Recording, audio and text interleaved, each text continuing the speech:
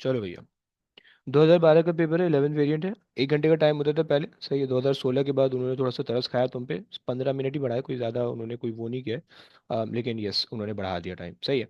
तो तुम्हारी ज़िंदगी शायद थोड़ी सी सुकून में आ चुकी होगी, बट अभी तो खैर तुम्हें ज़ख्म देते हैं थोड़े से, आओ पढ़ते हैं। अच्छा जी, कौन स्टार्ट करेगा भाई? राफे आया बहुत दिनों बाद। राफे, हाथ सही है ना तुम्हारा? आज जरा रीड कर लो please question. When a force F moves its points of application through a displacement S in the direction of the force, the work W done by the force is given by W equals to force into displacement. How many vector quantities and scalar quantities does this equation contain? हम्म। हाँ जी। अच्छा, तुम्हारे पास work done है, तुम्हारे पास force और displacement है, सही है। अच्छा, क्या कहोगे बाय द वे? कोई आइडिया आ रहा है? कोई वही आ रही है कुछ इस तरह Sir, से? B. बी कह रहे हो? One vector Sir, quantity A. And two scalar. One scalar quantity and two vector, अच्छा। क्यों भाई वन वेक्टर क्यों है भाई? राफे वन वेक्टर क्यों है? Force is a vector. Force और वेक्टर है, वो हमारा ईमान में ना है। डिस्प्लेसमेंट क्यों नहीं वेक्टर होती भाई? डिस्टेंस तो वो सर वेक्टर वो में भी होता वेक्टर है। है ना? पक्की बात है ना? चलो, गुड हो गया। जी जी। सही हो गया, गुड है इब्राहिम, गुड है। सही है। सो ये हमारे पास हो गया। चलिए आगे आ जाइए प्लीज़। इब्राहिम रीड करो ज़रा। What is the possible unit for the product Vi, where V is the potential difference across the resistor and I is the current through the same resistor? Okay. अच्छा, मैंने उल्टा लगा दिया by the way. One scalar and two vector ये होना चाहिए था, हाँ जी। क्या बोलते हो? आईवी? तुम्हें पता है कि आईवी क्या होता था? आईवी क्या होता था तुम्हें पता है? पावर होता था, रिमेम्बर? जी सर। तो पावर बोले तो वॉट के अंदर होता है, या जूल्स सेकंड्स के अंदर होता है, जूल्स पर सेकंड, राइट? या और भी कुछ होता है?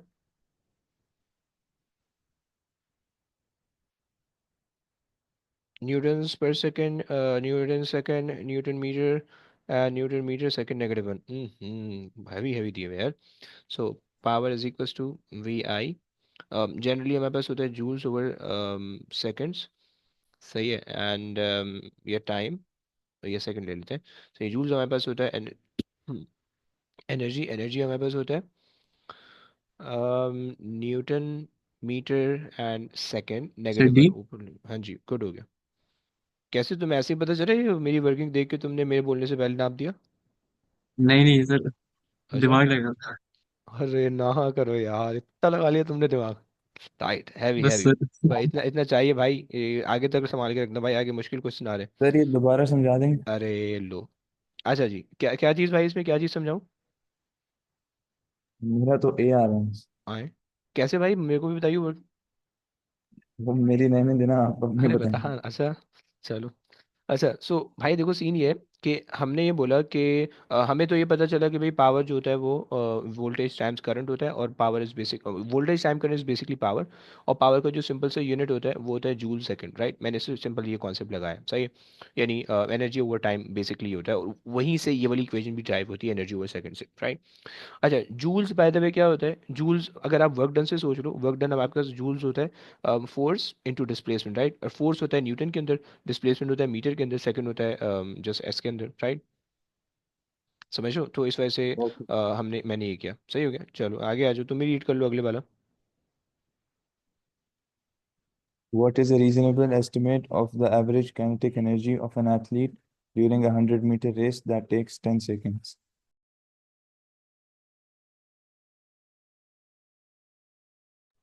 Yes. 1 by 2 mv square. Formula तो सही है, लेकिन मास क्या रखोगे? सर 90 ले लेते हैं, 80 80 या 90। 90? अच्छा, और स्पीड, अच्छा जी, चलो सही है। बेसिकली ना हम 70 kg लेते हैं नॉर्मली, नॉर्मली सर जो है ना। लागो रख। अच्छा, नहीं नहीं, सही है। नहीं सही। ओके। तो मैं हो रहा हूँ। सो 70 kg हम ले लेते हैं यूजुअली, जो एस्टिमेटेड मास होता है ना, वो ये होता है। एंड स्पीड जो है वो तुम ले लो 100 डिवाइड बाई 10, तो 10 आ जाएगी। स्क्वायर कर लो, कितना हो जाएगा? C answer. सी आ रहा है, ओके। 3500, 4000। 4000 मिनट, चलो परफेक्ट हो गया। आ जाओ भाई, आगे चलते हैं। कौन रीड करेगा ये? सर ये एस्टिमेटेड वैल्यू रिटनी होती है सर। हाँ जी, हाँ जी। थोड़ा बहुत पता होना चाहिए एस्टिमेशन का कि इसका मेरे पास, इसकी ना मैं तुम्हें एक चीज़ शेयर कर दूंगा। उसमें ना बहुत सारी एस्टिमेशन लिखी हुई है, सही है। तो एस्टिमेशन का एक आधा क्वेश्चन आता है एमसीक्यू के अंदर, कभी कभार पेपर 2 के अंदर जो है ना वो एक आधे क्वेश्चन आते हैं, ज़्यादा नहीं आते, सही है। तो बस इनकी औकात इतनी है, सही है। तो खैर आ जी। जाओ, आ जाओ भैया आगे आ जाओ। कौन है? हसाम रीड कर लेगा please. A light meter measures the intensity I of the light falling on it. Theory suggests that I varies inversely as the square of the distance d. Which graph of the result supports this theory? Okay, 3 graph दे रखे हैं भाई।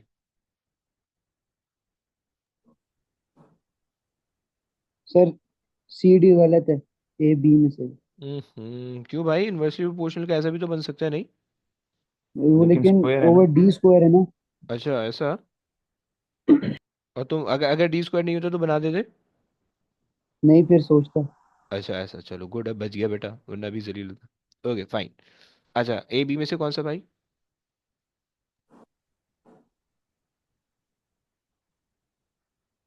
Sir एक second थोड़ा नीचे जाएंगे। Okay भाई, और बस बोलो। बस ठीक।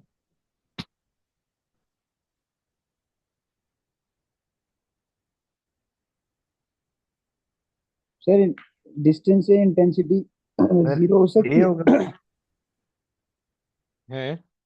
सर ये इंटेंसिटी और एम्पलीट्यूड वाला है। नहीं। सर एम्पलीट्यूड डिस्टेंस में होती है ना। अच्छा ऐसा कह रहे हो? ब्रो डी लग रहा है मुझे, क्या कहते हो? ओह सर क्या? नीचे। अच्छा जी, आओ आओ आओ, समझते समझते क्यों। देखो ना, उसने क्या उसने कहा है कि इंटेंसिटी आई इज बेसिकली, उसे कहा है कि inversely proportional with the square of the distance, right? Square of the distance. अगर तुम सिर्फ इसका ग्राफ ड्रॉ करो, सही है, इन्वर्सली प्रोपोर्शनल का ग्राफ ड्रॉ करो, सो इन्वर्सली प्रोपोर्शनल, देखो कुछ ग्राफ ना तुम्हें पता होने चाहिए। अगर तुम्हारे पास जस्ट इन्वर्सली प्रोपोर्शनल का ग्राफ है, inversely proportional to the square नहीं, जस्ट इन्वर्सली प्रोपोर्शनल है, राइट? यानी y है, सही है, y है और x है, और तुम्हें पता है कि y is inversely proportional to X square, x inversely proportional to x। तो तुम्हारे पास जो है ना ग्राफ बनेगा इस तरह से, राइट? कुछ ग्राफ है ये, इसका अपने ध्यान में रखो, काम आएगा, सही। अगर तुम्हारे पास जो है ना inversely proportional to the square है, राइट, तो तुम्हारे पास जो फर्क आएगा, अबे, जो ग्राफ में फर्क होगा वो होगा ये वाला, सही। अगर मैं यहाँ पे स्क्वायर कर दूँ, सही है। एंड तो ये जो है ना ये ऐसा हो जाएगा, ओके। स्क्वायर वाला जो रिलेशन होता है ना वो बहुत ज़्यादा स्टीप होता है, राइट? जस्ट इन्वर्सली प्रोपोर्शनल का ग्राफ होगा वो शैलो होगा, और जो स्क्वायर वाला रिलेशन होगा वो बहुत स्टीप होगा, सही हो गया? ये बात समझ में आ गई? अच्छा जी, उसके बाद तीसरा तीसरा ग्राफ, अगर डायरेक्टली प्रोपोर्शनल है। अच्छा, अगर उसने एक क्वांटिटी के बारे में तुम्हें कहा हुआ है कि भाई वो क्वांटिटी आपस में इन्वर्सली प्रोपोर्शनल है, राइट? मतलब उसने क्वेश्चन में मेंशन किया हुआ है कि यानी तुम्हें उसने बताया हुआ है Y is inversely proportional to X square, X X just X, okay. और तुमसे वो कह रहा है कि वाई एक्सिस पे उसने वाई लिया हुआ है और एक्स एक्सिस पे उसने 1/x ले लिया है, राइट? 1/x, तो उसका ग्राफ स्ट्रेट लाइन बनेगा। समझ पा रहे हो भाई? सही है। जी जी sir. And the same goes for square वाली चीज़ भी, लाइक अगर वाई है और 1/x स्क्वायर है, तो फिर जो है ना वो भी इसी जैसे बन जाएगा, राइट? अच्छा जनाब, ये 3 चीज़ें हो गई। अच्छा, अगर तो तुम्हारे पास जो है अगर तो तुम्हारे पास है, अम, सर ये आखिरी वाला बता दोगे प्लीज। देखो वो डायरेक्टली प्रोपोर्शनल का ग्राफ बन जाएगा, सही है। जहाँ पे तुमसे कहा हुआ है कि मतलब उसने जो ना पूरे एक्स एक्सिस पे 1/x ही ले लिया है, सो 1/x तो डायरेक्टली प्रोपोर्शनल है ना वाई से, समझ लो। Like this whole thing is directly proportional with Y, right? लेकिन जो जस्ट एक्स है वो आपके पास वाई से इन्वर्सली प्रोपोर्शनल है, राइट? ये आपके पास है, ओके। चलो, अगर आपके पास और एक और ग्राफ आता है, उसने कहा कि भाई, सॉरी, उसने कहा कि भाई वाई इज, अच्छा Y is directly proportional to X का भी ग्राफ ऐसे ही बनेगा, ओके। ये वाई, अगर आप ये वाला ग्राफ बना रहे हो ना और 1/x पूरा एक्सिस पे है, तो भी ग्राफ ऐसे ही रहेगा। अगर आप जो है y/x का ग्राफ बना रहे हो, प्रोवाइडेड कि आपके पास ये रिलेशन है y/x, यानी मैं दूसरे कलर से बना रहा हूँ, सही, अगर आपके पास y is directly proportional to x है और यहाँ पे 1/x के बजाय x हो तो भी ग्राफ ऐसे ही बनेगा, राइट। सो ये आपके पास हो गया। एंड तीसरी चीज़ ये कि अगर आपके पास जो है ना y is equals to negative of x है, राइट, नेगेटिव ऑफ x है, तो उसका जो आपके पास ग्राफ बनेगा वो ऐसा बनेगा। क्लियर हो रहा है? This is not the inversely related graph, okay, ये याद रखना। बच्चे ज़्यादातर इन्वर्सली प्रोपोर्शनल के ग्राफ को ये समझ रहे होते हैं, ऐसा नहीं है भाई, ओके। एंड जो स्क्वायर का रिलेशन है ना, स्क्वायर वाला ग्राफ कभी भी जीरो को हिट नहीं करता कहीं से भी, ओके। ये जो इन्वर्सली प्रोपोर्शनल का ग्राफ है ये कभी भी जीरो को हिट नहीं करता है, ओके। क्या ये बात समझ पा रहे हो?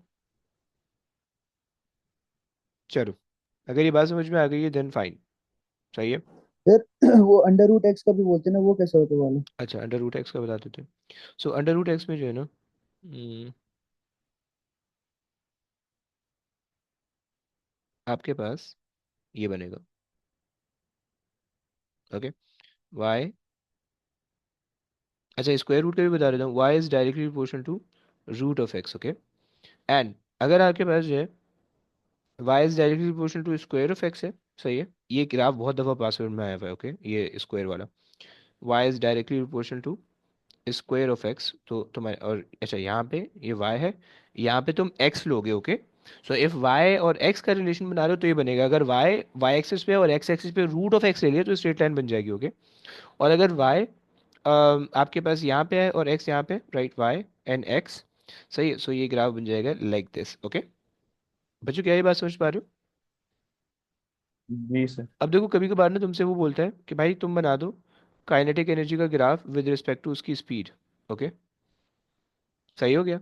तो इसका ग्राफ इस तरह से बनता है, ओके, क्लियर हो गया। तो ये तुम्हारे पास ग्राफ बन रहा होता है, सही है। तो खैर, तो ये कुछ कुछ मैंने तुम्हें शेप बता दी, सही है। अब देखो इन्वर्सली प्रोपोर्शनल में देखो यहाँ पे ये जीरो को टच कर रहा है, यहाँ पे ये जीरो को टच कर रहा है। इन्वर्सली प्रोपोर्शनल या inversely proportional to the square वाले ग्राफ में कभी भी जीरो टच नहीं होता है, okay, please keep in mind, okay. So that is why A भी गलत है, राइट।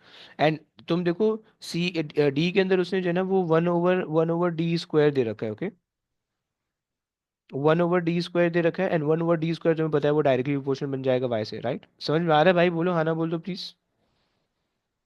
चलो, जी सर, समझा रहा है। तो ये सर अगर एक्स स्क्वायर 1/x स्क्वायर या एक्स स्क्वायर है तो वो कभी जीरो को टच नहीं करता। नहीं करता, नहीं करता, वो कभी भी नहीं करेगा, ओके। वो एसिम्प्टोट बन जाता है, एक्स वो सर एक, वाई सुनो, एक्स दोनों ठीक है। दोनों टच नहीं करते, दोनों टच नहीं करते, ओके। मेरे दोनों ओके। ग्राफ देखो, दोनों टच नहीं सर करेंगे। अगर ये हाँ हाँ, अंडर रूट एक्स को अगर हम एक्स एक्सिस पे लें तो वो भी फिर स्ट्रेट लाइन बनती है।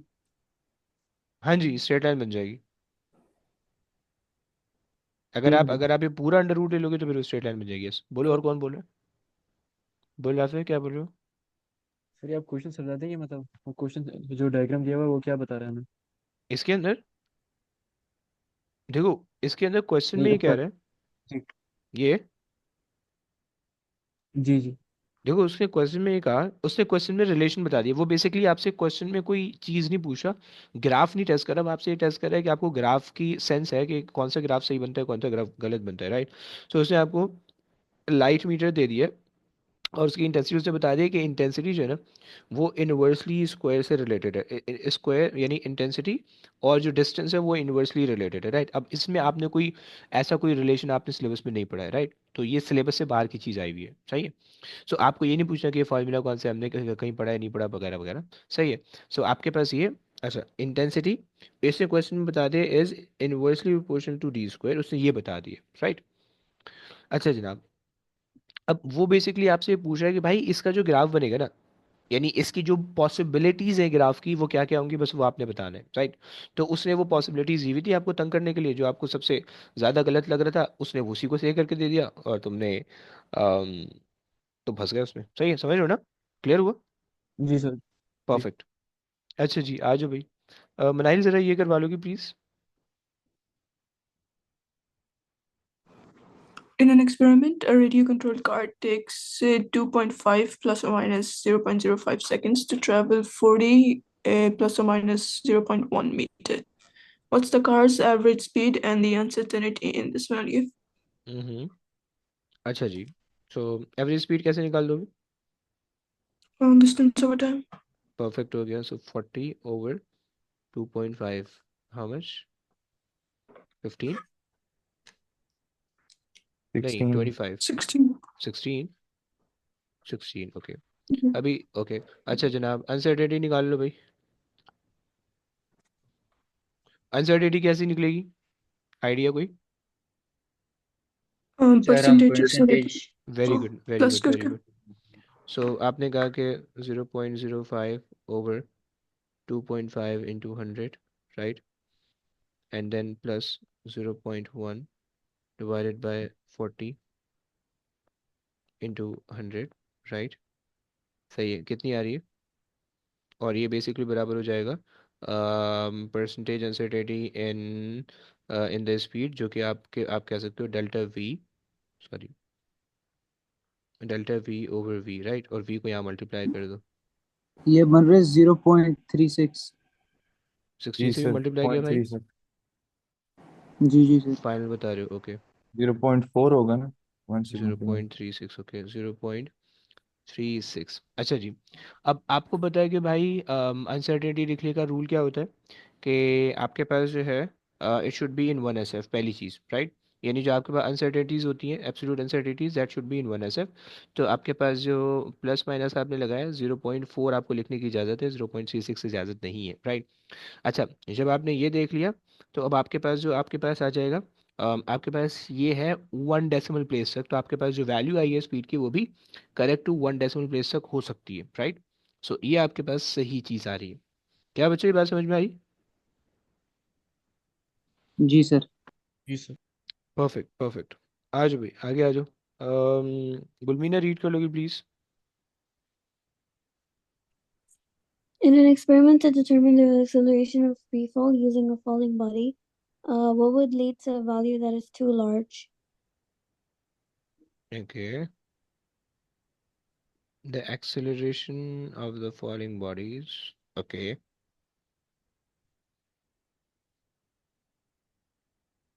अच्छा, अगर हमारे पास एयर रेजिस्टेंस हो, तो एयर रेजिस्टेंस विल इंक्रीज और डिक्रीज वैल्यू क्या करेगी? एक्सीलरेशन पे क्या इफेक्ट होगा एयर रेजिस्टेंस का? डिक्रीज होगी। वेरी गुड, एयर रेजिस्टेंस जो है वो एक्सेलरेशन को डिक्रीज करेगी, राइट। सो इससे तो एक्सेलरेशन आपकी हो जाएगी डिक्रीज, राइट। तो इससे तो कोई फर्क नहीं पड़ेगा, राइट। कुलमीना समझ में आता है क्यों डिक्रीज होगी? क्योंकि अगर आपके पास जी सर। फॉलिंग बॉडी है, फॉलिंग बॉडी है, इसका मतलब है कि वेट डाउनवर्ड लग रहा था और उसकी वजह से डाउनवर्ड एक्सेलरेशन थी, राइट। लेकिन रेजिस्टिव फोर्स अपोज कर रही है, तो उसकी वजह से रिजल्टेंट फोर्स कम हो जाएगी एंड हेंस एक्सेलरेशन कम हो जाएगी, ओके। अच्छा जी, dimension of the bodies are too large, लेकिन उसके भी dimension of the bodies again related है एयर रेजिस्टेंस से। सो एयर रेजिस्टेंस अगर इंक्रीज होगी, तो उसकी वजह से एक्सेलरेशन डिक्रीज हो जाएगी, right. So measure distance longer than the true distance, okay. अगर मेजर डिस्टेंस लॉन्गर है ट्रू डिस्टेंस से, that can give you the larger value for the acceleration maybe, and measure time longer than the true time, okay। so अगर आप देखो तो 2 as is equals to, नहीं कौन सी ऐसी वो लगाए, सर ट्रू डिस्टेंस का क्या मतलब है? मतलब जो एक्चुअल डिस्टेंस है, लेट्स से अगर आपने एक्सपेरिमेंट शुरू किया है इस डिस्टेंस से लेकर यहाँ तक, right. So this is your actual distance कि जिसमें, और आपने बॉल को यहाँ से रिलीज किया, राइट। सही है। सो बॉल यहाँ से रिलीज हो रही है और बॉल ने यहाँ पे हिट करना है, right. So this is suppose to be the true distance, right. But अगर आपने उसकी वैल्यू लेट से रीड कर ली इधर से, राइट, ये ज़्यादा रीड कर ली, राइट। सो वो आपके पास जो है ना वो ट्रू डिस्टेंस से आपने ज़्यादा रीड किया हुआ है, राइट, ये आपके पास प्रॉब्लम हो जाएगा, सही है। अच्छा जनाब, सही sir. So value too large. अच्छा, अगर आप टाइम देखो, so acceleration is basically change in velocity over change in time, right. So अगर टाइम की वैल्यू अगर आपने ट्रू वैल्यू से बहुत ज़्यादा लॉन्ग वो कर लिए, तो एक्सीलरेशन अगर उससे छोटी हो जाएगी, राइट। सो ये भी आपके पास पॉसिबल नहीं होगा, ये वाला ऑप्शन, राइट। थर्ड वाला भी आके, फोर्थ वाला भी आपके पास पॉसिबल नहीं होगा। तो आपके पास थर्ड वाला बच रहा है सिर्फ, समझ लो। इसका सेकंड वाले का और फर्स्ट वाले का आंसर सेम है, सेम आ रहा है। और थर्ड वाले का आपके पास जो है वो प्रॉब्लमेटिक आ रहा है, यानी थर्ड वाले का आपके पास सही आ रहा है, बाकी तीनों का प्रॉब्लम है, वो प्रॉब्लम बता दी मैंने, सही क्लियर हो गया बच्चों, क्लियर है? जी सर। सर पहले जो हम्म। पहले ए और सी, ए वाला पॉइंट एक्सप्लेन कर दोगे और सी वाला? ब्रो, ए के अंदर एयर रेजिस्टेंस आपके पास जो है वो जब आपके पास होगी बॉडी पे, तो आपके पास, अबे एक बात बताओ, साला बी के अंदर वही एक्सप्लेनेशन है जो ए के अंदर है, सही है। अच्छा चलो कोई बात नहीं, तुम फिर से कहीं लगे हुए थे मुझे लग रहा है, खैर खैर कोई बात नहीं। सो बेसिकली एयर रेजिस्टेंस आपके पास जो है, अगर एयर रेजिस्टेंस होगी तो एयर रेजिस्टेंस जब वो ग्रेविटी को या वेट को कैंसिल आउट करके रिजल्टेंट फोर्स जीरो कर रही होगी, राइट, या रिजल्टेंट फोर्स मिनिमाइज कर रही होगी, और जब रिजल्टेंट फोर्स कम होगी तो उसकी वजह से जो एक्सेलरेशन होगी वो कम हो जाएगी इंस्टेड ऑफ के वो बढ़े, राइट, तो ये प्रॉब्लम है, सही है। ठीक है और सर। अगर आप डिस्टेंस से रिलेट करो, so S is equals to U T plus half A T square, अगर आप देख लो तो वो डायरेक्टली प्रोपोर्शनल आ रहा है, सो एक अगर प्रोवाइडेड कि आपने टाइम सही लिया हुआ है, सो अगर डिस्टेंस आपने ज़्यादा लिया होगा तो उसकी वजह से आपकी एक्सेलरेशन ज़्यादा आ जाएगी, right, so that is a problem, मतलब ये आपके पास जो है ना एक ट्रू रीज़न कंसिडर हो रहा है, राइट, क्लियर। डिस्टेंस और एक्सेलरेशन डायरेक्टली प्रोपोर्शनल है। डिस्टेंस हो सकती है, डिपेंड करता है कि किस किस सिनेरियो में ले रहे हो, अगर हम distance is directly proportional to acceleration ने keeping the initial velocity the time constant, तो हो जाएगी, क्या मसला है। सर तो फिर ऐसे अगर आप 2as वाली लें उसमें तो इन्वर्सली बनता है। इन्वर्सली बन जाएगा, यस। अगर आपके पास है 2as is equals to V square minus U square, सही है। तो लेकिन उसमें फिर फाइनल वेलोसिटी कुछ ना कुछ आ रही होगी ना, आपको बाकी सारे पैरामीटर को सेम करना पड़ेगा ना, समझ रहे हो, तो वहाँ पे जो मैंने ये एस लिया था, मैंने इनिशियल को जीरो रखा हुआ है, यहाँ पे मैंने इनिशियल जीरो रखा हुआ है, तो इस वजह से मेरे पास जस्ट जो चीज़ बच रही है दैट इज ओनली डिस्प्लेसमेंट और एक्सेलरेशन, राइट, तो ये मैंने लिया हुआ है, सेट हो गया। या जी अगर तुम जी। शुरू के तीन कैंसिल कर दोगे तो वो एक ही ऑप्शन बच रहा है जो बच रहा है, ओके फाइन। आगे आ जाओ भाई, रेयान रीड कर लोगे please. Which feature of the graph allows acceleration to be determined?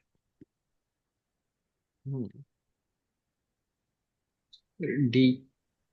Sir, D. Slope of the acceleration to be determined, okay, velocity time graph, तुम्हें पता है कि भाई तुम्हारे पास जो है डिस्प्लेसमेंट और वेलोसिटी और एक्सेलरेशन का ग्राफ होता है, सही है। अगर तुम ऊपर से नीचे आ रहे हो तो तुम्हें क्या करना होता है, ग्रेडियंट यूज़ करना होता है, राइट, और अगर तुम नीचे से ऊपर जा रहे हो तो तुम्हें क्या यूज़ करना होता है, एरिया यूज़ करना होता है, राइट। चलो आगे आ जाओ। ओह हैवी क्वेश्चन आ गया, ये कौन करेगा, मुबीन से करवाते हैं, मुबीन से रीड कर लियो तो भाई।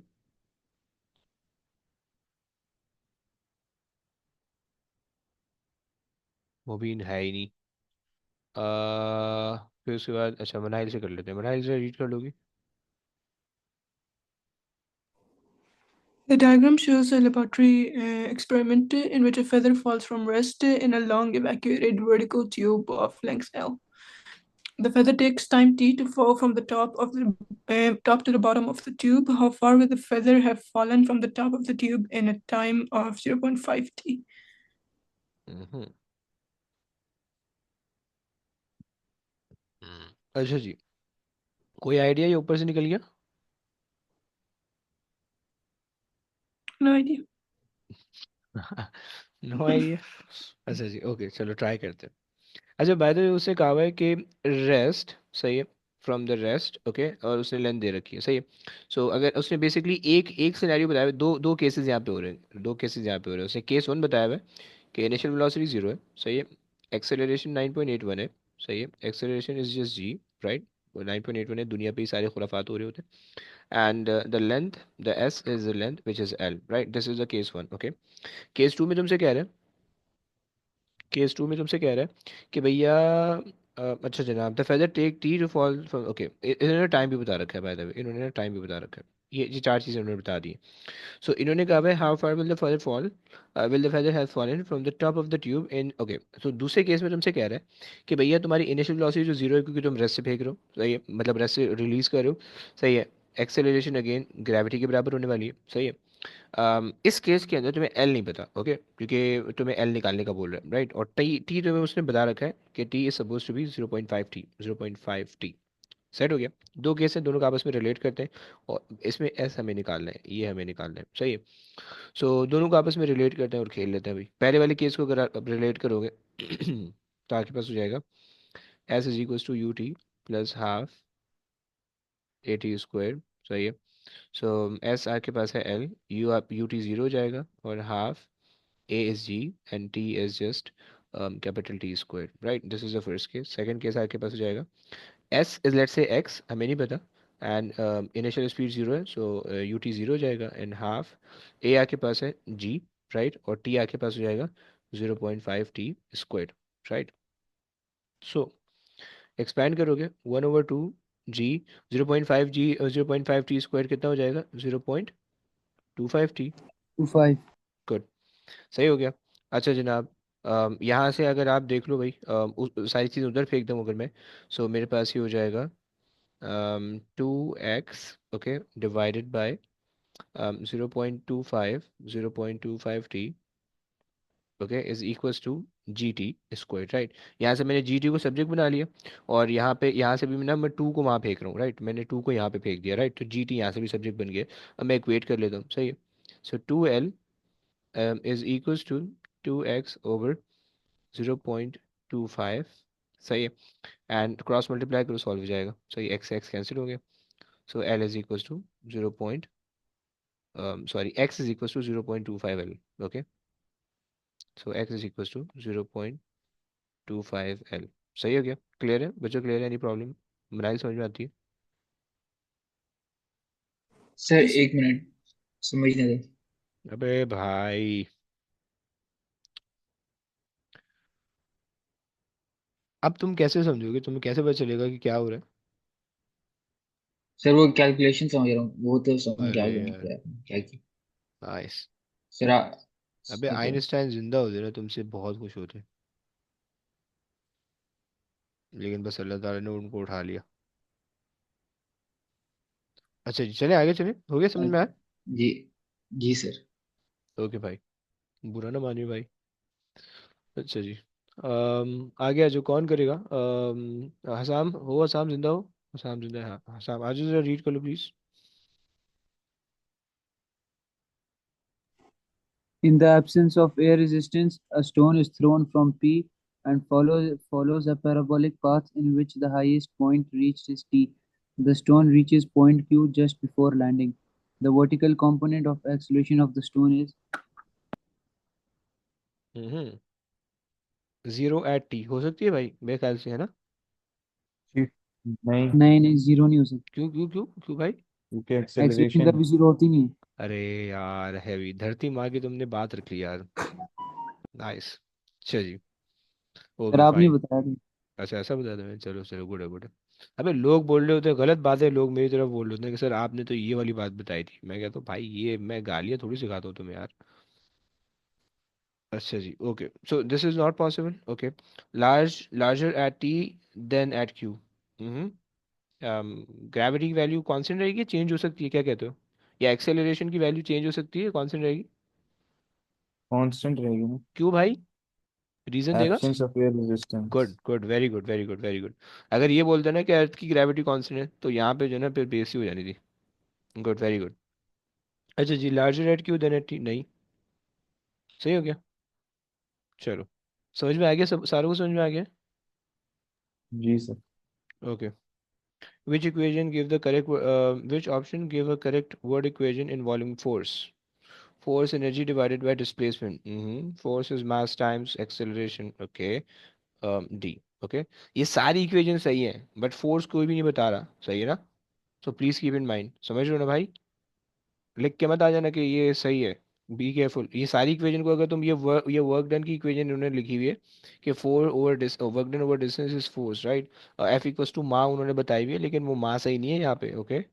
सो खैर, आ सर जाओ भाई। क्यों? अबे वो फोर्स को डिफाइन नहीं करते, वो तो फोर्स के इफेक्ट को यूज कर रहे हैं ना।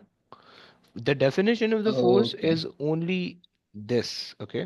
This thing defines the force, okay. The rest of the things are the effect of the forces, okay. चलो, आ जाओ भाई। गुलमीना रीड कर लोगी please? So sorry, sir, background noise होगा. खैर है, खैर है। Two, two similar spheres, each of mass m and traveling with speed v, are moving towards each other. The spheres have a head-on elastic collision. Which statement is correct? Bro, head on elastic collision का क्या मतलब है? Elastic collision बोले तो Energy is conserved.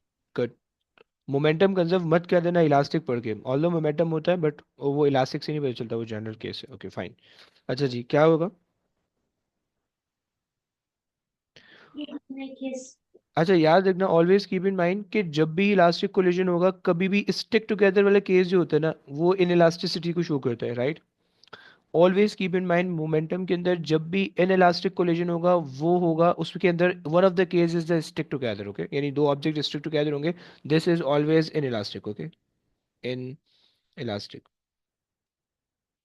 मतलब तुम आंख बंद करके लिख सकते हो इसको, ओके, इन इलास्टिक। जहां पे भी दो ऑब्जेक्ट चिपक रहे हैं ना, मिलने के बाद चिपक रहे हैं, तुम बोल दो बेटा काम खराब है, मतलब ये तुम कह दोगे कि इन इलास्टिक है, ओके। अच्छा जी, total kinetic energy after the impact is M V squared.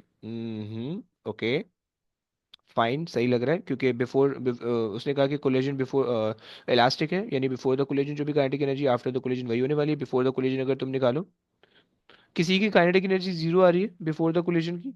Anybody? Anybody नहीं गेटिंग द सर, जीरो? क्यों भाई, क्यों नहीं आ रही? मेरी तो आ रही है। उसमें नहीं सर, नेगेटिव साइन नहीं लेते हम लोग अच्छा, काइनेटिक एनर्जी। अरे यार अगर ले लें तो फिर कोई बंदा ले ले, किसी को चो ले। तो फिर वो फिर भी पॉजिटिव ही हो जाएगी स्क्वायर होकर। नाइस यार, मैथ्स तो अच्छी है आपकी यार, कौन पढ़ा रहा है मैथ्स? अच्छा जी, गुड। जवाब सर। अरे अरे, पता है, मेरे भी टीचर है। अच्छा जी, okay fine. Good good good. So अगर तुम ऐड करोगे, so before the collision kinetic energy आ रही है M V square, so after the collision भी वही होने वाली है, okay. So the total kinetic energy before the impact is zero, this is not possible, right, क्योंकि उसके अंदर डायरेक्शन इन्वॉल्व नहीं है। The total momentum before the collision is two M V, no, the total momentum before the collision is zero, क्योंकि direction important होती है, direction matter होती है मोमेंटम के अंदर, so that is why. Fine, चलो आओ आगे आओ। अरे ये तो हैवी चीज आ चलिए गई। दोबारा समझाते हैं। आए, अबे लो, हम तो आगे जाना चाह रहे हैं यार, तुम तो पजामा पकड़ के खींच के उतार रहे हो यार कि नहीं। बोलो बोलो बोलो, क्या क्या भाई क्या? देखो मुझे खुराफात सूझ रही है, तो प्लीज बुरा नहीं मानना यार। सर कुछ ज्यादा ही है। नहीं नहीं, है ना, मेरा मेरा रमजान थोड़ी देर के लिए पॉज हो गया।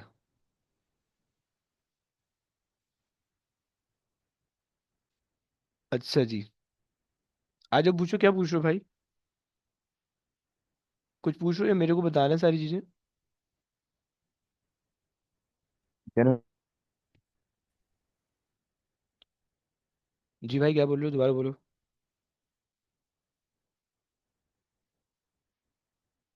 सो बेसिकली कह रहा हूँ ये क्वेश्चन रिपीट कर दें, नहीं पता। इसमें इसमें मतलब डिफिकल्टी क्या है, कोई डिफिकल्टी तो बताओ, मतलब बहुत लंबी करनी पड़ेगी, सारी खुराफात भी दोबारा से लानी पड़ेंगी। ये बी कैसे करेक्ट है, बस ये समझा दो। अच्छा ऐसा, ओके फाइन। अच्छा देखो भाई, अब मैंने एक तो ये बात बता दी कि स्टिक टुगेदर वाला केस होता है वो हमेशा इनइलास्टिक होता है, पहली बात सही है।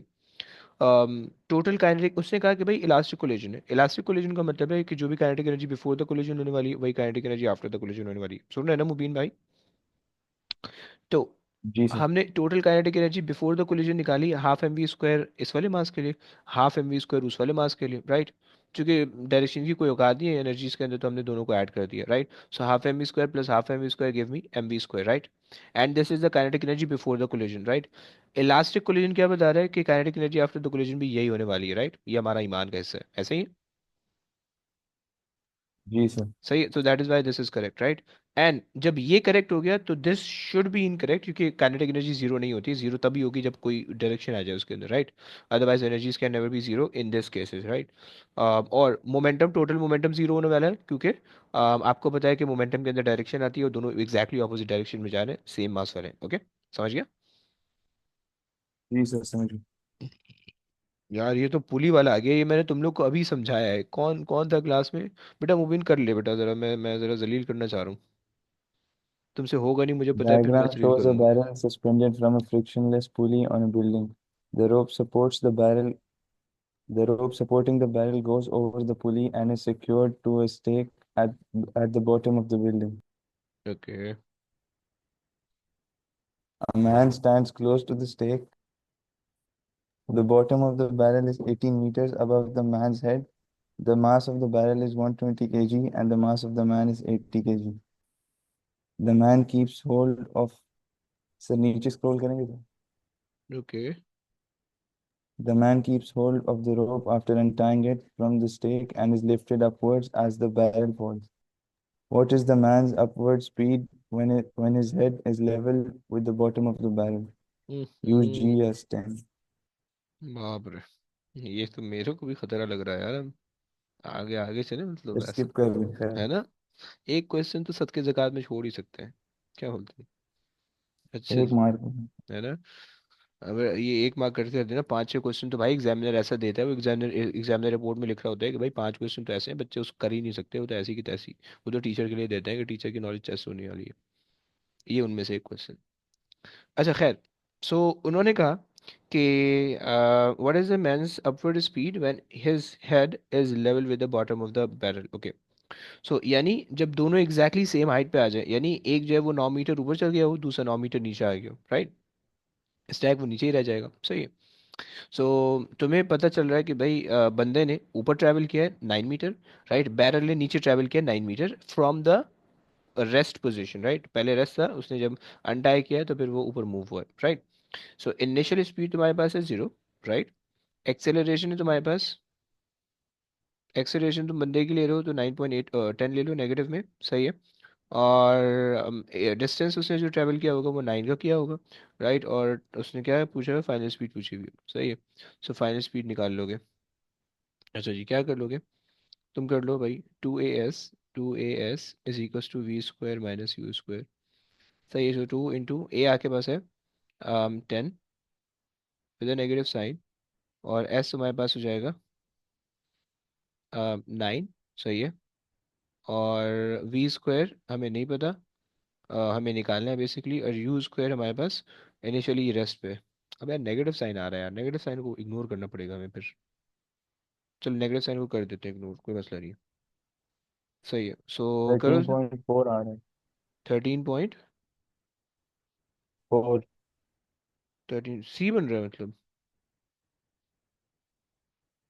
डिस्टेंस वी, 9 सर कैसे है? यार मैंने ये अज्यूम किया। अच्छा, उसने बाय द वे मासेस भी दिए हुए हैं। अरे यार sheets, sorry sorry sorry, my bad my bad my bad. नहीं नहीं बेटा, ऐसे नहीं होगा। उसमें पहले एक्सेलरेशन निकलेगी ना, कि एक्सेलरेशन थोड़ी वो 9.10 होगी, समझ रहे हो। पहले इसकी इक्वेशन बनाओ, दोनों में टेंशन की इक्वेशन बनाओ।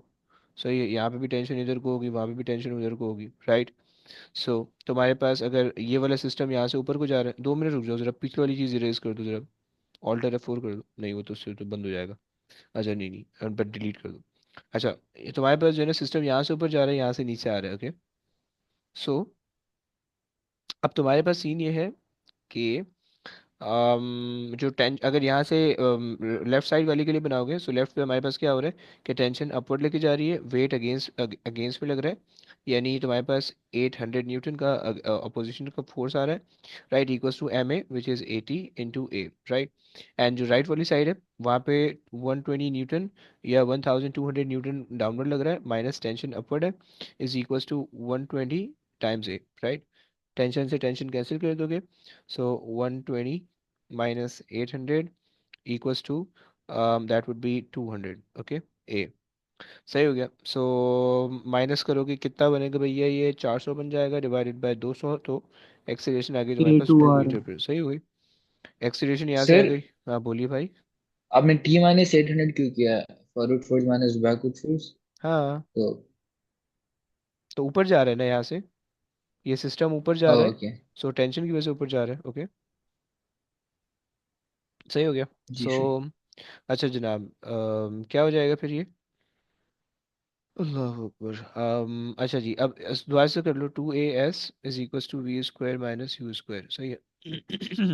सो 2 × 2 × 9, सही है, इज इक्वल टू, अब यहाँ पे ऊपर नीचे आने का प्लस माइनस मत करना प्लीज, वो 2 पॉजिटिव ही रहेगा। अभी 6 आ रहा 6 आ रहा है, बढ़िया। 6। समझ में आया, समझ में आया। है जी। फिर ये 80 ये कैसे है? 80 ये क्या पहले मतलब, स्टार्ट में दे रखे ये ना T भाई। माइनस 8। क्या मतलब, नहीं दोबारा से दोबारा बोलो। तो फिर T-800 इक्वल्स टू 80 ये कैसे आएगा? ब्रो, रिजल्टेंट फोर्स वाली फॉर्मूला लगाया ना, resultant force equals to M A मैंने लगाया, सही है। सो रिजल्टेंट फोर्स मेरे पास क्या है यहाँ पे, फॉरवर्ड फोर्स जो कि टेंशन है, माइनस बैकवर्ड फोर्स जो कि वेट है, सही है। तो वेट आ गया 800 न्यूटन, फॉरवर्ड फोर्स से tension equals to M A, mass है 80, और ए तुम्हारे पास सही है, समझ रहे हो भाई। जी। बस ये है। सर ये एक्सप्रेशन 2 निकाल दी, फिर अब हम लोग वो काइनेमेटिक्स वाला यूज कर सकते हैं। हाँ यस, वही वही फिर उसके बाद काइनेमेटिक्स यूज किया, ओके। सही हो गया। सर एक्सप्रेशन 2 आई क्या सर 200 के बाद? बस सिंप्लीफाई किया ना, मतलब मैंने इसको साइमल्टेनियसली सॉल्व किया। सही है। और साइमल्टेनियसली सॉल्व किया है। 12,000 1200 माइनस 800 करोगे, सो 400 डिवाइड बाई 200 करोगे तो ये आ जाएगा। या तुम दोनों इक्वेशन में से टी को सब्जेक्ट बना लो और इक्वेट कर दो। सही है, और फिर तुम सॉल्व कर लो। समझ पा रहे हो? जी बस सर ये आपने किया। डिस्टेंस 9 कैसे लिया? ओके बताता हूँ, 1 मिनट रुको, 1 मिनट दो, बताता हूँ। राफिल पूछो, क्या पूछो? सर बस यही पूछ रहा था ओके। कि अच्छा, भाई उसने उसने हमें कहा है कि the man keep lift upward. Okay. उसने कहा what is the man's upward speed when his head is level with the bottom of the barrel. Okay. So जब मतलब इसने भी सेम डिस्टेंस ऊपर ट्रैवल करना है और इसने सेम डिस्टेंस नीचे ट्रैवल करना है, राइट? तो वो बेसिकली कैसे निकालोगे? 18 डिवाइड बाई 2 करोगे तो वो वही डिस्टेंस उसने ऊपर ट्रैवल किया होगा और वही डिस्टेंस बैरल ने नीचे ट्रैवल किया होगा। सो दैट इज वाई मैंने इसको 9 ले रखा है। क्लियर हो गया भाई? जी सर। बस ये था। चलो आ जाओ। सर बोलो। आपने तो कहा सर काइनेमेटिक्स तब यूज करना जब एयर रेजिस्टेंस नेग्लिजिबल हो। हाँ, तो यहाँ कोई पे एयर दिक्कत रेजिस्टेंस नहीं का है। कॉन्सेप्ट ही नहीं है। यहाँ पे उसने कहा हुआ है ना, फ्रिक्शनलेस पुली है। एयर तो फिर रेजिस्टेंस सर हमने आपके क्यों वो लेवल है। यूज किए, काइनेमेटिक्स फिर क्यों यूज किए? मतलब क्या मतलब? दोबारा पूछो, समझ नहीं आया क्वेश्चन आप लोगों का। सर जैसे सवाल में आपने कहा था ना, अगर सवाल में लिखा हो एयर हम्म। रेजिस्टेंस नेग्लिजिबल हो, फिर हम्म। काइनेमेटिक्स ये 2as वाला यूज हम्म। किया करो। इधर हम्म। तो नहीं लिखा हुआ उन्होंने, तो फिर अरे क्यों मेरा आपने? बच्चा देखो, यहाँ पे काइनेमैटिक्स के कॉन्सेप्ट ये है, मैंने इस बात का मतलब ये है कि जो सिस्टम आपका बना हुआ है ना, उस सिस्टम में एयर रेजिस्टेंस या friction force. Okay. Air resistance का मतलब है कोई भी ड्रैग या कोई भी अपोजिंग फोर्स नहीं होनी चाहिए, राइट? सब जो फ्री फॉल मोशन होता है उसके अंदर एयर रेजिस्टेंस होती है, राइट? अब ये वाला जो मोशन है that is basically connected motion और ये पुली से कनेक्टेड है, राइट? सो जो main cause of the friction था वो पुली से आता है। ओके। लेकिन उसने पुली फ्रिक्शनलेस लगाई हुई है, तो इस वजह से मैं यहाँ पे ये यूज कर रहा हूँ। ओके। यहाँ पे एस एच बंदे पे या इस बैरल पे कोई इतना ज्यादा एयर रेजिस्टेंस का इफेक्ट नहीं होगा, राइट? तो इस वजह से उसने एयर रेजिस्टेंस को मेंशन ही नहीं किया हुआ। ओके। क्लियर हो गया? यस। जी। जी सर। ओके। यानी अच्छा जी। 800 ऐसे आपने 10 से मल्टीप्लाई किया 80 को? जी जी, वो ग्रेविटी ना, उसने बोल रखा है 10 लेना है। अच्छा सही है ना, वो 9.81 हम नहीं ले रहे इस वजह से। क्लियर? जी। चलो आगे आ जाओ। रेयान सर रीड कर लोगे? A cylindrical block of wood has a cross-sectional area A and weight W. It is totally immersed in water and its axis vertical.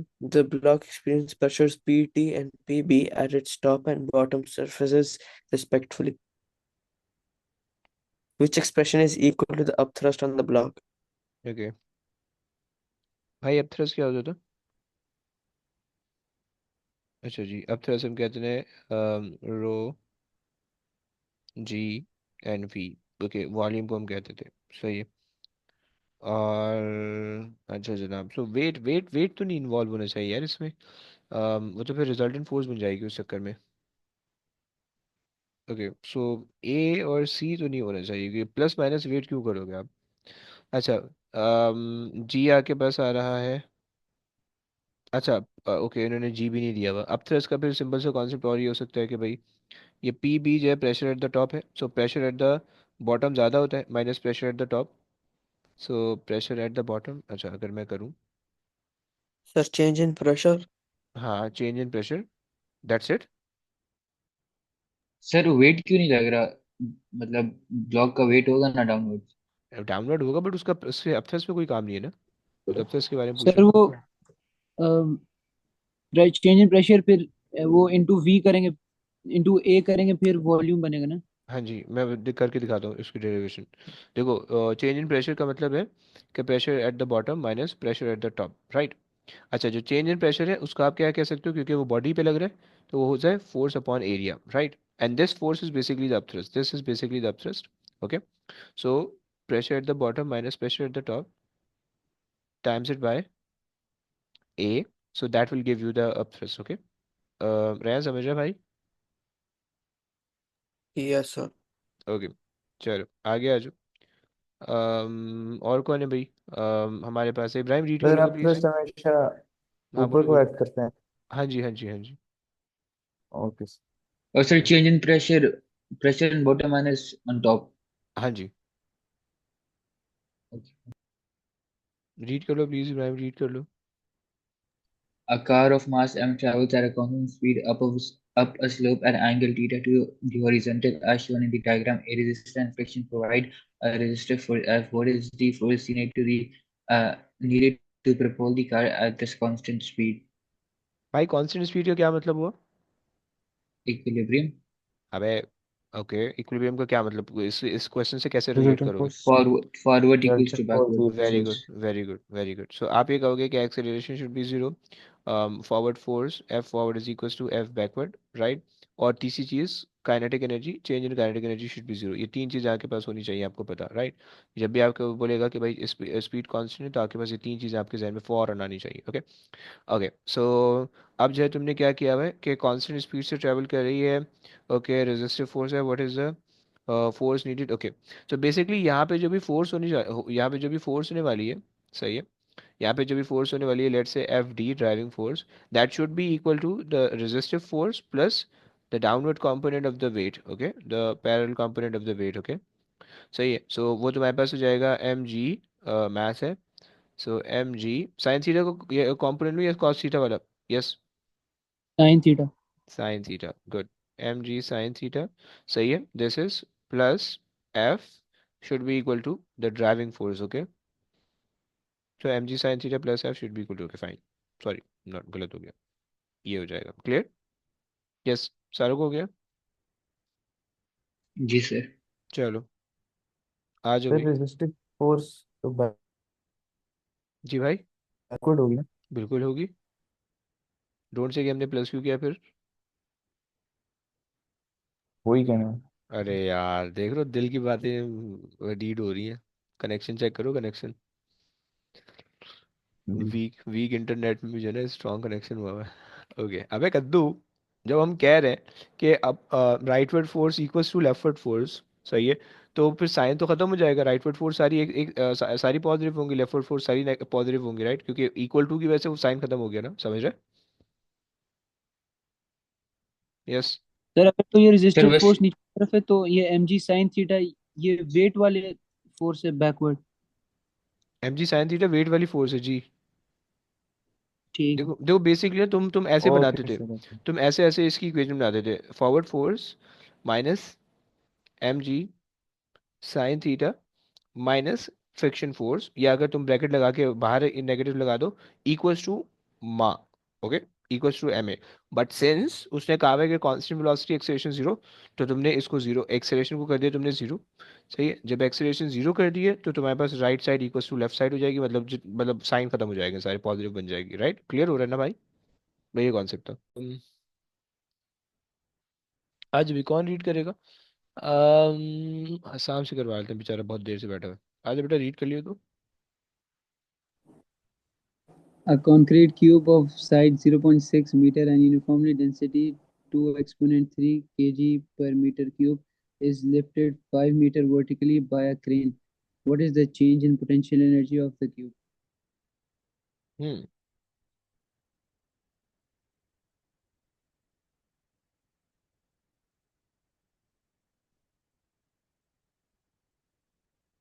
अच्छा जी,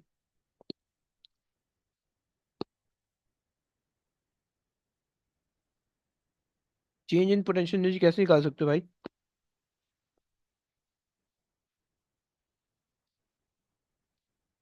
कोई आइडिया? क्यूब है 0.6 का। पहले मास निकाल लेंगे। अच्छा, मतलब तुम ये कह रहे हो कि डेंसिटी वॉल्यूम को यूज करके मास निकाल लेते हैं।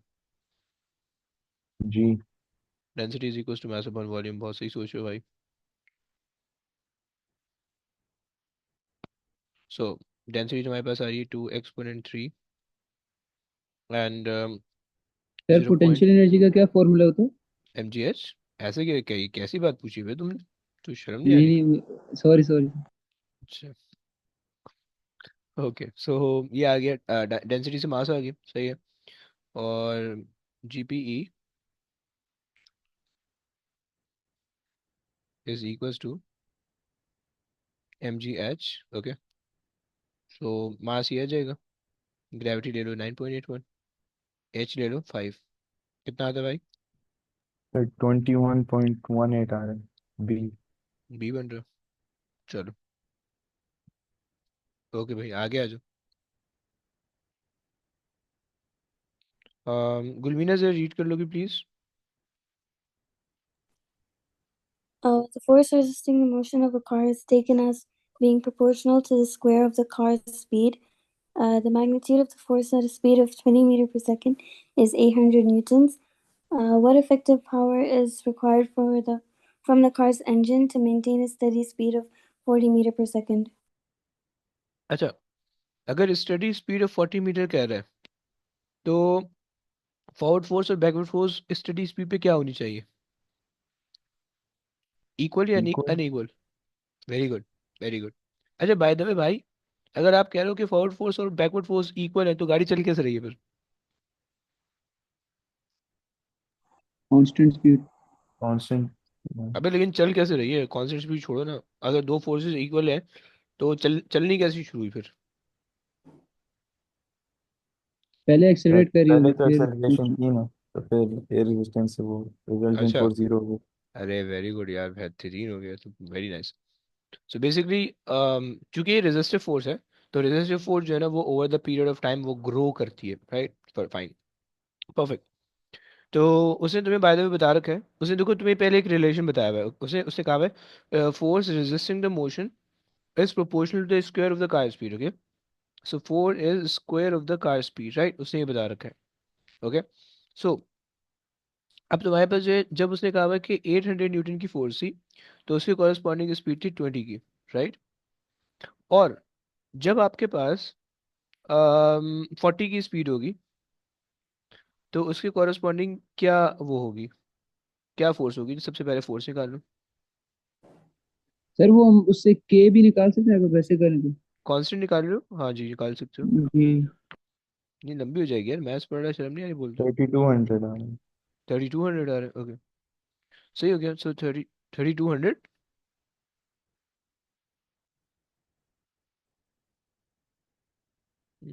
एक सेकंड अच्छा सर ओके। मैं कंफर्म। हाँ सही सही सही है, सही है, सही है, वो वैल्यू बढ़ गई है, सही है। 3200, ओके। फोर्स ही आ गई है, पावर बोल रहे हैं। पावर का फॉर्मूला क्या होता है? Power is equal to force times F velocity. B so 32 into into 40, कितना? C C 100 one. 128। 128, okay. Sir इस क्वेश्चन में हमने वो कांस्टेंट से बस जो 40 मीटर्स पर सेकंड की स्पीड थी उसकी हमने फोर्स निकालनी थी। उससे पावर निकालनी थी, उससे पावर भी निकालनी थी, उससे फोर्स भी निकालनी थी। पहले फोर्स और फिर फॉर्मूला में डाल के पावर। हाँ जी। सर आप और एक वो करेंगे अगर इधर इस साइड पे पावर के जो तीन चार फॉर्मूले हैं वो लिख दें, इलेक्ट्रिसिटी वाले नहीं जो दूसरे वाले। ओके, एनर्जी ओवर टाइम, अगर आप फिर समझा देंगे वर्क डन ओवर टाइम, क्या चीज़ भाई? ये क्वेश्चन। अब यार ऐसा मत बोल यार, ऐसा करेगा तो कौन आएगा यार, नंबर देके भी फोन नहीं आएगा भाई। ये ओके, समझ नहीं आया। अच्छा अच्छा, अरे आप हुक्म करें यार, आपके लिए हाजिर है। ओके, सही है ना, समझ गया भाई? जी जी सर। ओके भाई देखो, इसने हमें कहा था व्हाट इज द, राफी सुन रहे हो ना? जी जी। इसने देखो हमें कहा था कि what is the effective power required. Effective power, power का फॉर्मूला हमने कहा भाई, okay, power is equal to force times velocity, fine, सही हो गया। अच्छा जी, उसने कहा था कि what is the effective power required for the car engine to maintain the constant speed of 40, उससे स्पीड बता दी हुई है, सही। सो हम इस फॉर्मूला के अंदर फोर्स हमें नहीं पता है, बट स्पीड हम रख सकते हैं 40, सही है। अब हमें क्या करना है? फोर्स की जुगाड़ बिठानी है, सही है, ओके। जी फोर्स के लिए हम क्या कर सकते हैं? देखो अब ये जो 800 न्यूटन की फोर्स है, ये तो आपके पास आ रहा है 20 मीटर पर सेकंड पे, राइट? तो ये तो ऑब्वियसली बात है, काम नहीं करेगी क्योंकि हम 40 पे काम कर रहे हैं, राइट? लेकिन उसने यहाँ पे एक रिलेशन बता रखा है कि फोर्स रेजिस्टिंग द मोशन, यानी जो फोर्स जो कि गिवन है, सही है, is directly proportional to the square, right? तो उसने बता दिया कि भाई force that resisting the motion is basically V square, right? जी।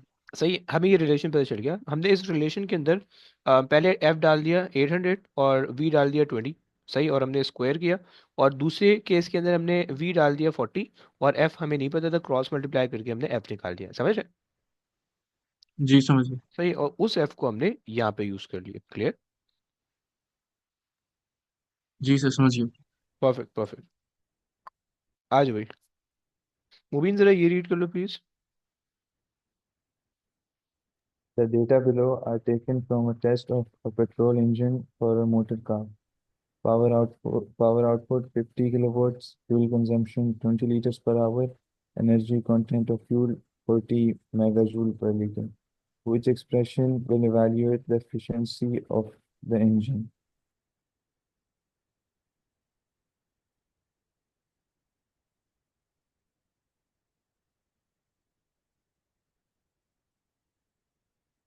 जनाब क्या कहता है भाई, कुछ तो बोल। Useful output over total input होगा ना? ओके, एफिशिएंसी आपने कहा कि भाई useful output over total input. Okay, so power output तो इन्होंने दे दी 150 एक्सपोनेंट 3। फाइन। अच्छा जी, बाकी fuel consumption 20 litres per hour. Okay, so हम यहाँ पे 40 एक्सपोनेंट 6 आ जाएगा मेगा का। सही है, और पर लीटर, एक जूल जो है, एक लीटर जो है वो 40 मिली जूल्स कर रहा है, 40 मेगा जूल्स कर रहा है, and we have 24। Okay, we have 20 litres, हम 20 से मल्टीप्लाई कर देते हैं, राइट। और आर्स है, तो आर्स को जो है ना इन्होंने कन्वर्ट करने के लिए डिवाइड बाय 60 हम कर सकते हैं। सही है, 60 × 60। सही है, तो वो ऊपर चले मल्टीप्लाई जाएगा। करेंगे। है ब्रो, उसने कहा पर आर ना, पर आर बोले तो 1/टाइम, राइट। मतलब इसने कहा कि 20 litre up in 1 hour, in per unit our, right. तो वो इस वजह से डिवाइड में आ रहा है, समझ पा रहे हो? जी सर। सही है। सर हाँ बोलिए। हम्म। ये डिनोमिनेटर पार्ट समझ नहीं आया। ओके भाई, यहाँ तक आ गया? ये भी नहीं आया? नहीं, 40 एक्सपोनेंट 6 इंटू 20 ये भी नहीं है। ओके ओके, समझा दो। अच्छा जी, ये तो आ गया। जी जी। ओके, अब देखो सीन ये तो आउटपुट पावर है, राइट। अब हमने जुगाड़ करनी है इनपुट पावर की, नॉट एनर्जी। ओके, क्योंकि ऊपर उसने पावर रखा हुआ है। ओके, अच्छा जी, आपसे कहा हुआ है कि जो फ्यूल है, टोटल फ्यूल जो है, जो फ्यूल है उसका 1 लीटर, 1 लीटर जो है 1 लीटर, वो आपको कितनी एनर्जी जनरेट करके दे रहा है? 40 एक्सपोनेंट 6 की। क्या ये बात समझ में आती है? जी सर। एंड आपको बोल रहा है कि 1 घंटे के अंदर 20 लीटर जल रहा है, राइट। तो 20 लीटर की एनर्जी क्या होगी? क्या करोगे, क्रॉस इंटू मल्टीप्लाई करोगे? क्रॉस मल्टीप्लाई करेंगे। ओके, सो आपने किया 20 × 40 एक्सपोनेंट 6, राइट। लेकिन ये जो एनर्जी आई है, ये कितने कितने टाइम के लिए आई है? पर आवर की। पर पर आवर आवर। की। ओके, हम चूंकि वो निकाल रहे हैं, वॉट निकाल रहे हैं। सही है, और वॉट के अंदर क्या होता है? सेकंड होता है, राइट। क्लियर? जी सर। और आपने कहा पर आवर का मतलब है कि दिस होल थिंग डिवाइड, यानी 20 times 40 exponent 6 divided by time, right, divided by 1 hour, right. मतलब 1 इंटू 60 इंटू 60। लेकिन वो डिवीजन के अंदर होगा, ऐसे ही। जी जी। गुड, ये समझ में आ गया। जी सर। अब इसको उठाओ और वहां पे रख दो। सही है, थोड़ा सा नीचे करते हैं। सही है, और इसको हमने पिक किया और यहाँ पे प्लेस कर दिया। सही हो गया? क्या इसमें कोई प्रॉब्लम? नहीं सर। सही है। अच्छा, आपको पता है कि ये डबल डिनोमिनेटर आ रहे हैं, तो आप रेसिप्रोकल कर सकते हो, तो 60 ऊपर चले जाएगा, राइट। तो ये बन जाएगा 150 exponent 3 into 60 divided by 20 × 40 exponent 6, right. क्या ये बात समझ में आ रही है? Which is B. ये भी करके दिखाऊं? समझ यस। आ गई। अगर तुम्हारे पास लिखा हुआ है 2 एंड बड़ा डिवीजन का साइन है, एंड देन 3/5 है, सही है, तो तुम ऐसे भी तो लिख सकते हो 2 डिवाइडेड बाय 3/5 राइट, और फिर 5 को तुम हटा, डिवीजन के साइन को हटा के मल्टीप्लिकेशन लगाते हो तो 5/3 हो जाता है राइट। एंड ये मैंने वही किया। ओके। सो जो जो ये था वो मेरे पास यहाँ पे आ गया, ये देखो यहाँ पे आ गया। सही है, क्लियर हो गया। चल आगे आ जाओ। कौन रीड कर रहा है भाई? इब्राहिम रीड कर लोगे please? What is the internal energy of an object? अच्छा स्किप कराओ, स्किप कराओ, this is not the part of the syllabus now.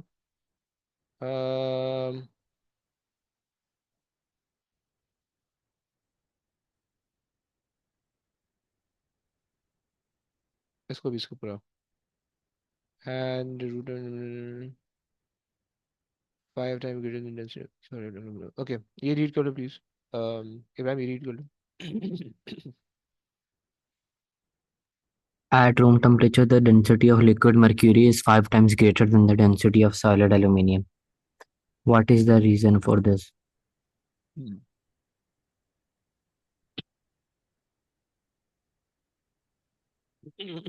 अच्छा, अगर डेंसिटी जो है वो ज्यादा है,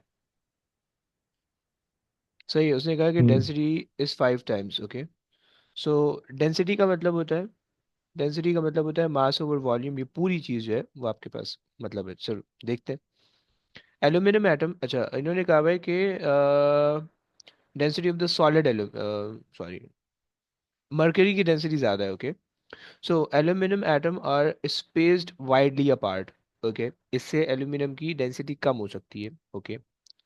aluminium atom move freely than mercury atom, this is not the reason. क्योंकि डेंसिटी के लिए मास और वॉल्यूम पे कमेंट करना है राइट। वाइड अपार्ट, ये वॉल्यूम पे कमेंट हो रहा है। Okay. So this this can not be possible, B तो हो नहीं सकता। ओके। अच्छा, atom in the liquid, in a liquid take up less space than in an atom in a solid, ऐसा भी नहीं है। सही है, ये तो पॉसिबल ही नहीं है।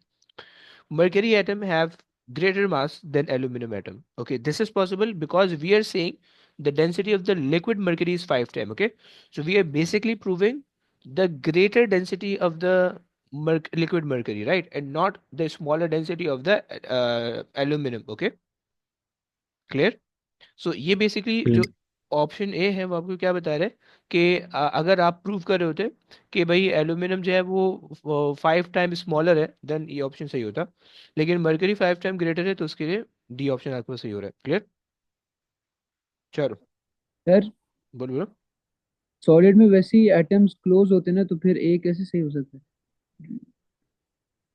उधर एल्यूमिनियम अच्छा एटम का ऐसा कह रहे स्पेस, हो? तो नहीं नहीं, मैं ये नहीं लिक्विड कह रहा। मर्करी में वाइडली अपार्ट होना चाहिए ना।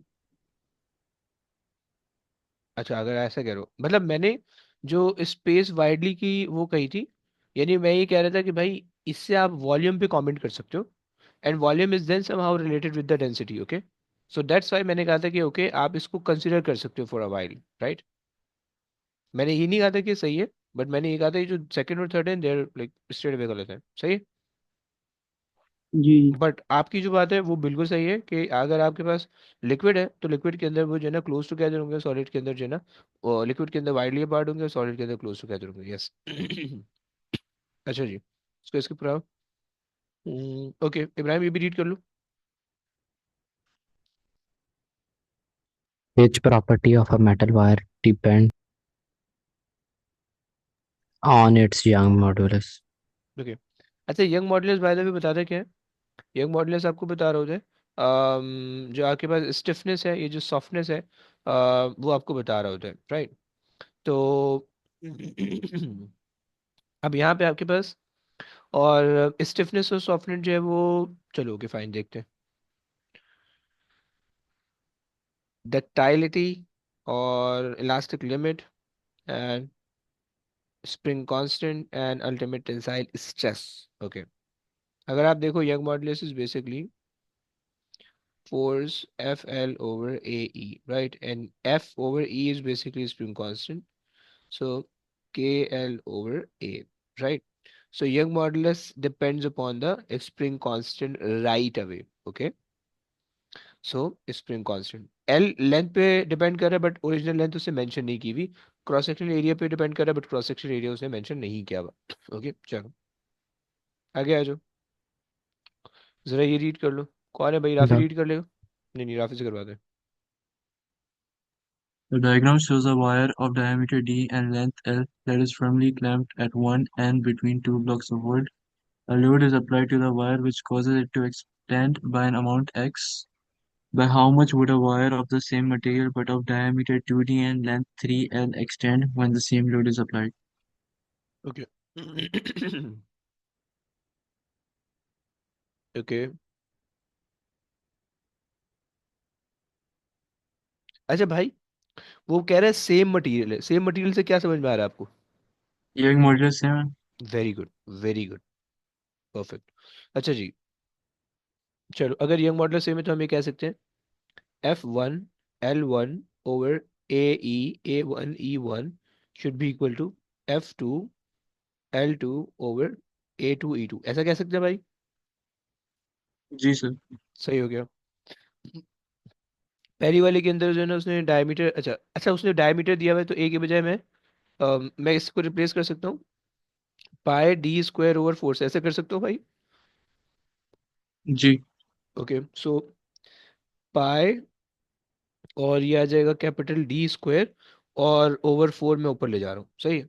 यहाँ पे भी मैं यही कर रहा हूँ, सही है?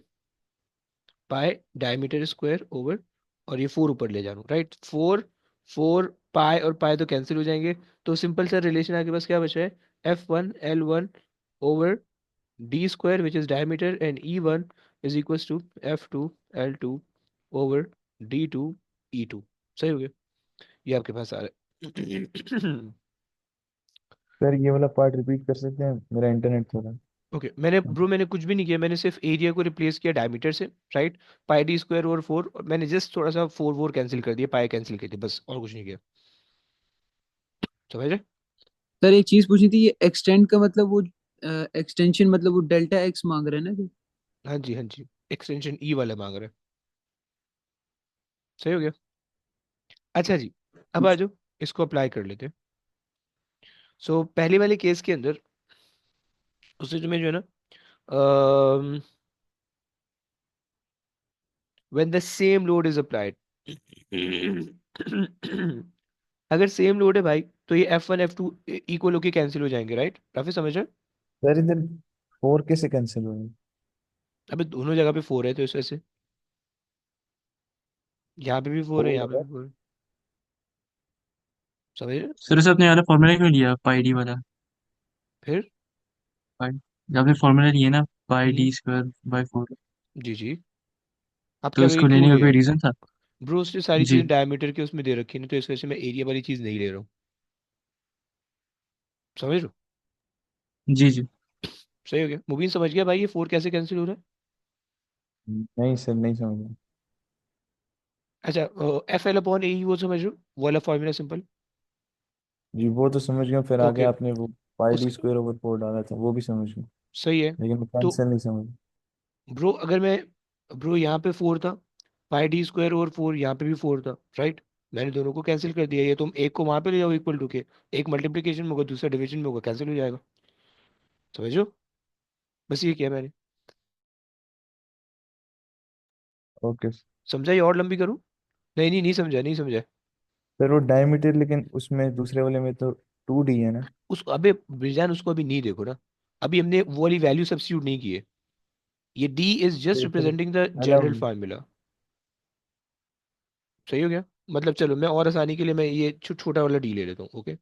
तुम ये कंफ्यूज हो रहे हो कि मैंने फॉर्मूला रख दिया और वो जो है ना डी कैंसिल क्यों हो रहा है, ओके? ये लो, अभी मैंने क्वेश्चन की कोई भी चीज सब्स्टिट्यूट नहीं की है, ओके? समझ गया? अब आ जाओ, जी सब्स्टिट्यूट कर लेते हैं, सही है? उसने कहा भाई सेम लोड है, एफ भी कैंसिल हो गया, सो हमारे पास जो है ना, लेंथ है इसकी एल, डिवाइडेड बाय इसका डायमीटर है D², राइट? और इसकी जो एक्सटेंशन है वो x है, ओके? इज इक्वल्स टू जो दूसरा वाला है, इसका डायमीटर है 2D का, सही है? सो 2D², ओके? तो L है, जो लेंथ है वो 3L है, सही है? और एक्सटेंशन आपसे पूछ रहा है, सही है? कर लो भाई, क्रॉस में L से L कैंसिल कर दो, सही है? So 1/(D²x) is equals to 3/(4D²) and E dash, okay, जिसको मैंने निकालना है, ओके? सो अब तुम जस्ट क्रॉस मल्टीप्लाई कर लो, E dash is basically equal to 3/4 x। Okay, 3/4 x। बढ़िया, वेरी गुड। 3/4 बी आ रहा है, समझ जी लो। Sir, BR। ओके भाई, चलो आगे आ जाओ। अच्छा जी, सही आखिरी स्टेप समझाएगा कि आपने जब कैसे वो किया क्रॉस मल्टीप्लाई। मैंने कुछ भी नहीं किया भाई, मैंने x को यहाँ ले गया हूँ, राइट, और e को यहाँ ले गया जी। हूँ, बस। 3/4 ऐसे ही है, 3 ये रहा, 4 ये रहा। अच्छा, जी सही है। समझिए। तो वो पहले स्टेप में आपने दोनों फॉर्मूलाज को इक्वेट तो नहीं किया? और ये वाले में नहीं नहीं, या इससे पहले पर्पल में, वाले में, ये वाले में? इसमें, हाँ जी। हाँ जी, मैंने दोनों फॉर्मूला को इक्वेट किया जी। वो 2D और D वाला ना? कहाँ पे? तो नहीं ना वो अरे मेरी जान, नहीं ना, मैं अभी 2D और D वाला इक्वेट कर रहा हूँ, बट उसके अंदर मैंने 2D सब्स्टिट्यूट नहीं किया है अभी, समझ रहे? देखो, जी सर। यहाँ पे सिर्फ मैं फॉर्मूला सिंप्लीफाई कर रहा हूँ, सही है। सब्स्टिट्यूशन जो भी हुई है वो यहाँ पे हुई है, ओके, रेड से सब्स्टिट्यूशन है, ओके, क्लियर। ओके सर जी। चलो, अच्छा जी, तुमसे कह रहा है कि gradient of the graph vertical axis पे एक्सटेंशन है, सॉरी फोर्स वर्टिकल एक्सिस पे, एक्सटेंशन हॉरिजॉन्टल एक्सिस पे, तुम्हें पता है स्प्रिंग कांस्टेंट होता है स्ट्रेट अवे, राइट। चलो आगे आ जाओ। जरा रीड कर लो, कैसा, आप रीड कर लो please. Two waves E and G are shown. The waves have the same speed. Which statement is correct? हाँ जी,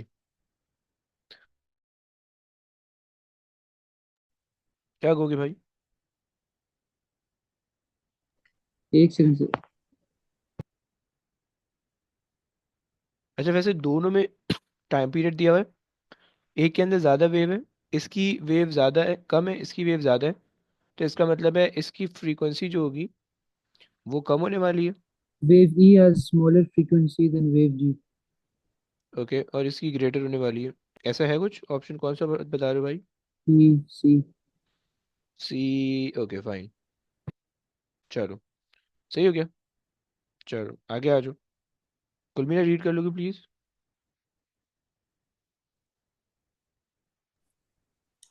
The diagram shows a displacement time graph for a progressive wave.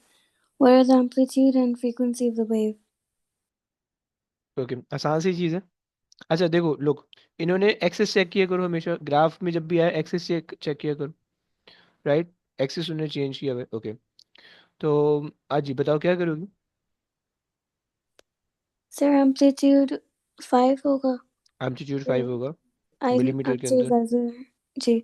सही है। अच्छा, time period इन्होंने दे रखा है 20, right. सो frequency निकालने के लिए क्या करेंगे, 1/20 मिली सेकेंड है, सो एक्सपोनेंट -3 कर लो। 50। 40 आ जाएगा, 50 आ जाएगा, 50 आ जाएगा। 50. चलो ओके, गुड है। आ जाओ। Which observation indicate that the sound waves are longitudinal? Okay, sound can be reflected from the solid surface, but transverse wave can also reflect. तो Sound बी होगा cannot be ना? polarized. Very good. Okay, so sound cannot be polarized. Light can only polarize, or transverse wave can only polarize. Okay, बाकी sound is refracted around the corner. ये light भी हो सकती है. Sound is refracted as it pass हो, ये भी हो सकता है. Okay, आ जाओ भाई, रीड कर लो भाई, वो भी रीड कर लेगा भाई। To produce a stationary wave, two waves must travel in opposite directions through the same space. Which statement about the properties of the two waves must also be true? हम्म, फिर C. अच्छा, जी sir, सी होगा। have the equal speed, frequency and wavelength, okay। अच्छा, coherent. एक minute, क्या कह रहे हो? इंदा हाँ सही है। चलो आगे आ जाओ, इब्राहिम से रीड कर लो please. A diffraction grating is used to measure the wavelength of monochromatic light as shown in the diagram. The spacing of the slits in the grating is 1.01 10 raised to minus 6. The angle between the first order diffraction is maximum 70 degrees. What is the wavelength of the light? कौन सा formula इस्तेमाल करोगे? N lambda, L P 9 theta. Very good, सही हो गया। अच्छा जनाब, first order है n 1 हो जाएगा, राइट। लैम्डा आपने निकालना है, डी उसने दे रखा है 1 एक्सपोनेंट -6, एंगल क्या ले लूँ भाई? यस, 85। 35. वेरी गुड, क्योंकि हाफ करके लेना होता है। निकाल दो भाई, कितना आ रहा है?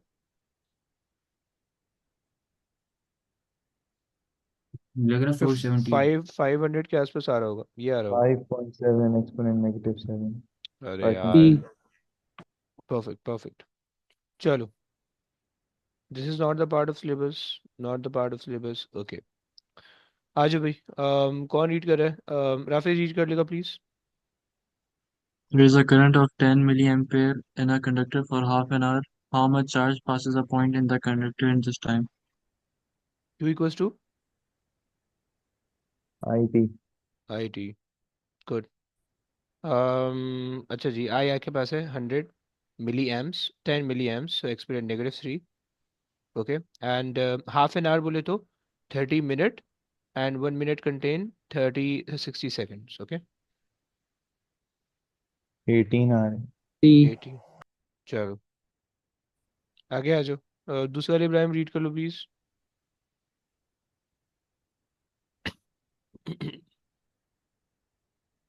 अबे कहाँ है यार, पता नहीं कहाँ गया। आसाम रीड कर लो, फिर तुम रीड कर लो। An iron wire has length 8 meter and diameter 0.5 millimeter. The wire has resistance R. A second iron wire has length 2 meter and diameter 1 millimeter. What is the resistance of the second wire? Okay, अच्छा उसने कहा second iron wire, और उसने कहा कि first iron wire, क्या पता चला इससे? Material same. रेजिस्टिविटी।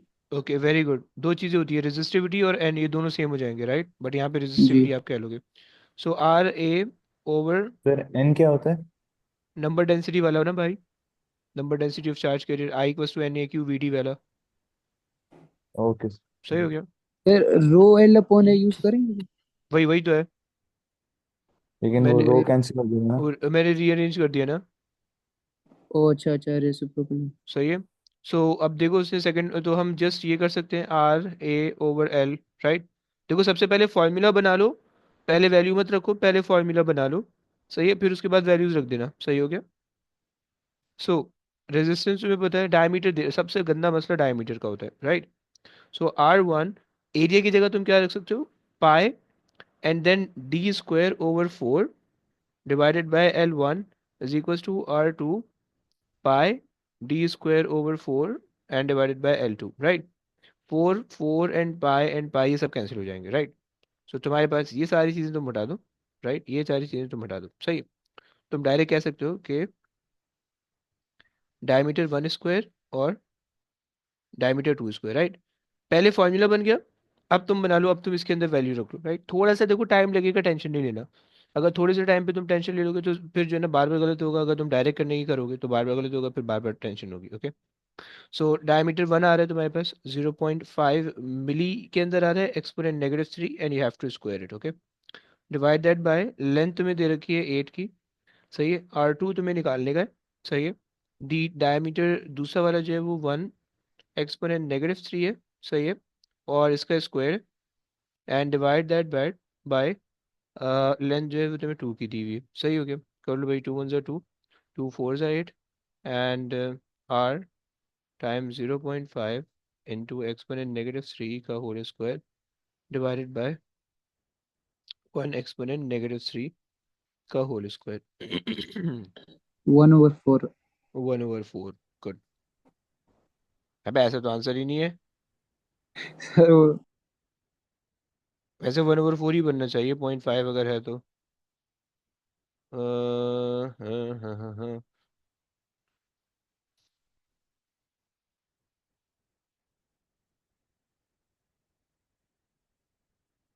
अबे 1/16 1/2 है ना, 1/2 से 1/4 ही बनना चाहिए, 16 कैसे बनेगा? 1/8 बन रहा है, 1/8 नहीं, 1/8 ही नहीं, 1/4 बन रहा है. 1 ये 0.5 को स्क्वायर करोगे तो वो 0.25 बन जाएगा, which is 1/4।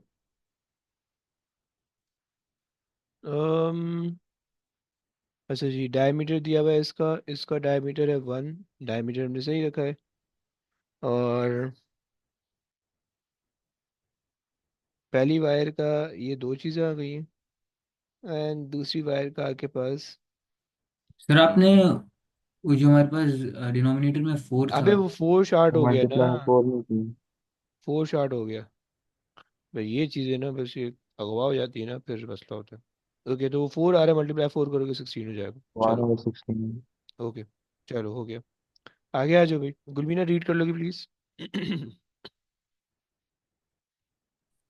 The diagram shows a simple circuit. Which statement is correct? Okay, Uh, अच्छा देखो, सारे सारे आने चाहिए, सारे सारे देखते हैं, सारों को क्रैक करते हैं कि भाई क्या हो रहा है। सही है। आपसे कहा when switch S is closed, okay, the electromotive force of the battery falls because work is done against the internal resistance of the battery. Okay, अच्छा इंटरनल रेजिस्टेंस उसने वैसे दी भी नहीं है, सही है, लेकिन जो इलेक्ट्रोमोटिव फोर्स है, ओके, इन्होंने इंटरनल रेजिस्टेंस वैसे दी भी नहीं है, लेकिन बात इन्होंने सही की हुई है कि भाई उसकी वजह से वो कम तो होगा, राइट। चलो, सो when switch S is closed, the EMF of the battery fall because the work is done against the resistance R। Okay, ये भी बात सही कह रहे हैं, राइट। ये भी मतलब सेंस तो सही बन रहा है, क्योंकि जैसे ही आप स्विच क्लोज करोगे, सो ये आपके पास होगा, फाइन। लेकिन ऐसा भी तो पॉसिबल है ना कि एक सर्किट के अंदर इंटरनल रेजिस्टेंस और आर दोनों भी तो हो सकते हैं। तो इन्होंने यहाँ पे ऊपर कैपिटल रेजिस्टेंस को गायब किया हुआ है, नीचे स्मॉल रेजिस्टेंस को गायब किया हुआ है, राइट। यानी ऊपर उन्होंने सिर्फ इंटरनल रेजिस्टेंस की बात की हुई है, नीचे कैपिटल रेजिस्टेंस की बात की हुई है। सर्किट के अंदर उसने ना तो ये बताया हुआ है कि इंटरनल रेजिस्टेंस है, ना तो ये बताया हुआ है कि इंटरनल रेजिस्टेंस नहीं है, right. So for the safe side you have to consider कि इंटरनल रेजिस्टेंस होगी, राइट, एंड साथ में ये आर भी लगा हुआ है। ओके, तो आ जाओ भाई। When the switch is closed, the potential difference across the battery fall because of the work is done against the internal resistance of the battery. Okay. Potential difference across components होते हैं। Okay. एक minute. Um, EMF of the battery falls because the work is done against. Okay, and the potential difference across the battery falls because of the नहीं, ये बात सही कह रहे हैं। Okay. When the switch S is closed, the potential difference across the battery falls because of the work done। नहीं, ये गलत हो गया। कैसे कैसे समझ रहे हो? अंदर की बात है, लुक, अगर तुम बैटरी बनाओ एक। सर हम्म। रेजिस्टेंस आर के अक्रॉस पोटेंशियल डिफरेंस होता है ना। जी। वे- वो ओ एक मिनट। नहीं नहीं कुछ। मैंने अभी समझाया नहीं कुछ, तो अभी पूछ मत लियो भाई, मैं अभी, मेरे को थोड़ा नहीं टाइम नहीं दे दो। नहीं, नहीं, सही है। पूछ नहीं रहा था, मुझे लगा ओके ओके, कुछ।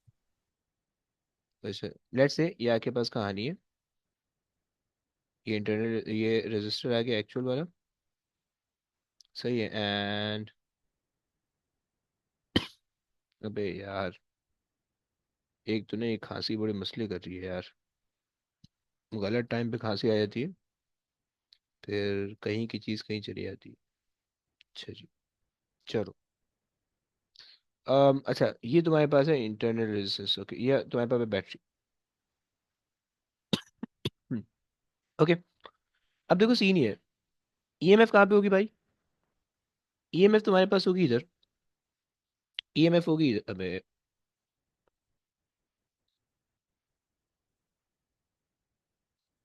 ओके, सो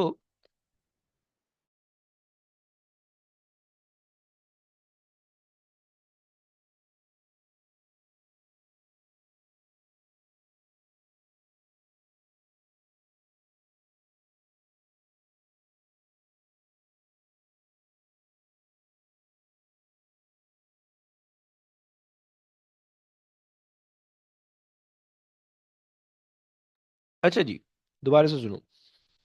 हमने कहा अबे यार, एक तो खांसी अजाब बन गई है। हम्म, हम्म, सो हमने ये कहा कि भाई ये जो ई है, इलेक्ट्रोमोटिव फोर्स, ये तुम्हारे पास है यहाँ पे, सही है, इस इस बैटरी के अक्रॉस, इस सेल के अक्रॉस है, राइट। लेकिन तुम्हारे पास जो बैटरी है, ये बैटरी के टर्मिनल पोटेंशियल है, राइट। ये बैटरी का टर्मिनल है, टर्मिनल, राइट। अब देखो ईएमएफ ऑफ द बैटरी तो कम नहीं होगी, राइट, वो तो सेल के अक्रॉस है, वो तो उसमें कोई फर्क नहीं पड़ेगा, राइट। लेकिन जो potential difference of the cell है, सही, पूरा cell, right, that include the internal resistance, वो कुछ ना कुछ कम हो जाएगा। क्यों? क्योंकि इंटरनल रेजिस्टेंस उस सेल के अंदर मौजूद है, राइट। यहाँ पे ये कह रहा है कि ईएमएफ ऑफ द बैटरी, देखो EMF of the battery change नहीं होने वाली है, सही हो गया, क्योंकि ईएमएफ ऑफ द बैटरी तो बैटरी के अक्रॉस है ना, बैटरी के जो अपनी वोल्टेज वैल्यू है वो तो नहीं चेंज हो रही, राइट। लेकिन जो पूरा जो बैटरी का ये आपके पास पूरा बॉक्स है ना, रियल बैटरी का, इसके जो एंड पॉइंट्स पे जो पोटेंशियल डिफरेंस आ रहे होंगे, that will going to change, right, because of the internal resistance. So this make sense, okay, कि जो ये जो पोटेंशियल डिफरेंस यहाँ पे कुछ ना कुछ ड्रॉप होगा, उसकी वजह से जो पोटेंशियल ड्रॉप आ रहा है इन दो पॉइंट पे वो कम हो जाएगा, सही हो गया। तो ये सही हो रहा है। एंड आर, आर आपके पास जो है ना वो पूरा सही नहीं है, क्योंकि वो उसमें जो है ना वो पूरा का पूरा फिर वहाँ पे लॉस हो रहा होगा, सही है। सो यहाँ पे ये जो ऑप्शन है, ये ऑप्शन ईएमएफ की वजह से गलत हो रहा है, ये ऑप्शन भी ईएमएफ की वजह से गलत हो रहा है, राइट। लेकिन जो साइंस बना रहा है वो सही बना रहा है, मतलब अगर हम इसमें सर अज्यूम कर लें लेकिन कि इंटरनल बैटरी रेजिस्टेंस में नहीं, तो ईएमएफ ही होती है ना। बैटरी अगर ये वाली है, ये चीज़ है, ये जो चीज़ है ना इसके अंदर ईएमएफ होने वाली है, ओके, राइट। लेकिन तो टर्मिनल पे पीडी होती हाँ, टर्मिनल पे पोटेंशियल डिफरेंस होता है, समझ रहे हो। और जो टर्मिनल का पोटेंशियल डिफरेंस वेरी होता है, वो इंटरनल रेजिस्टेंस की वजह से होता है, इसकी वजह से नहीं होता है, ओके। अगर तो इंटरनल रेजिस्टेंस बढ़ गई है तो पोटेंशियल डिफरेंस जो टर्मिनल वाला है वो बढ़ जाए, वो कम हो जाएगा, राइट। क्योंकि ये ज्यादा खा रहा है, मतलब लेट्स से तुम्हारी बैटरी जो है ना 10 वोल्ट की है, ओके, इंटरनल रेजिस्टेंस पहले जो है ना 2 वोल्ट कंज्यूम कर रही थी, राइट। तो टर्मिनल पोटेंशियल डिफरेंस कितना आ रहा था? 8 वोल्ट आ रहा था, राइट। लेकिन अगर इंटरनल रेजिस्टेंस बढ़ गई, मान लो आपकी बैटरी खराब हो गई, इंटरनल रेजिस्टेंस बढ़ गई है, राइट। सो अभी हो गया 4 वोल्ट, लेट्स 4 वोल्ट अभी ये कंज्यूम कर रहा है, ओके, 4 वोल्ट वोल्टेज लॉस है, ओके। सो पोटेंशियल डिफरेंस, जो टर्मिनल पोटेंशियल डिफरेंस होगा वो कितना हो जाएगा? वो 6 हो जाएगा, right. So terminal potential difference can change, can vary due to the increase or decrease in the internal resistance and not the resistance or the circuit after it, okay? While the internal resistance वो जो EMF है वो same रहेगी, right, वो change नहीं होने वाली है। सर डी क्यों नहीं होगा?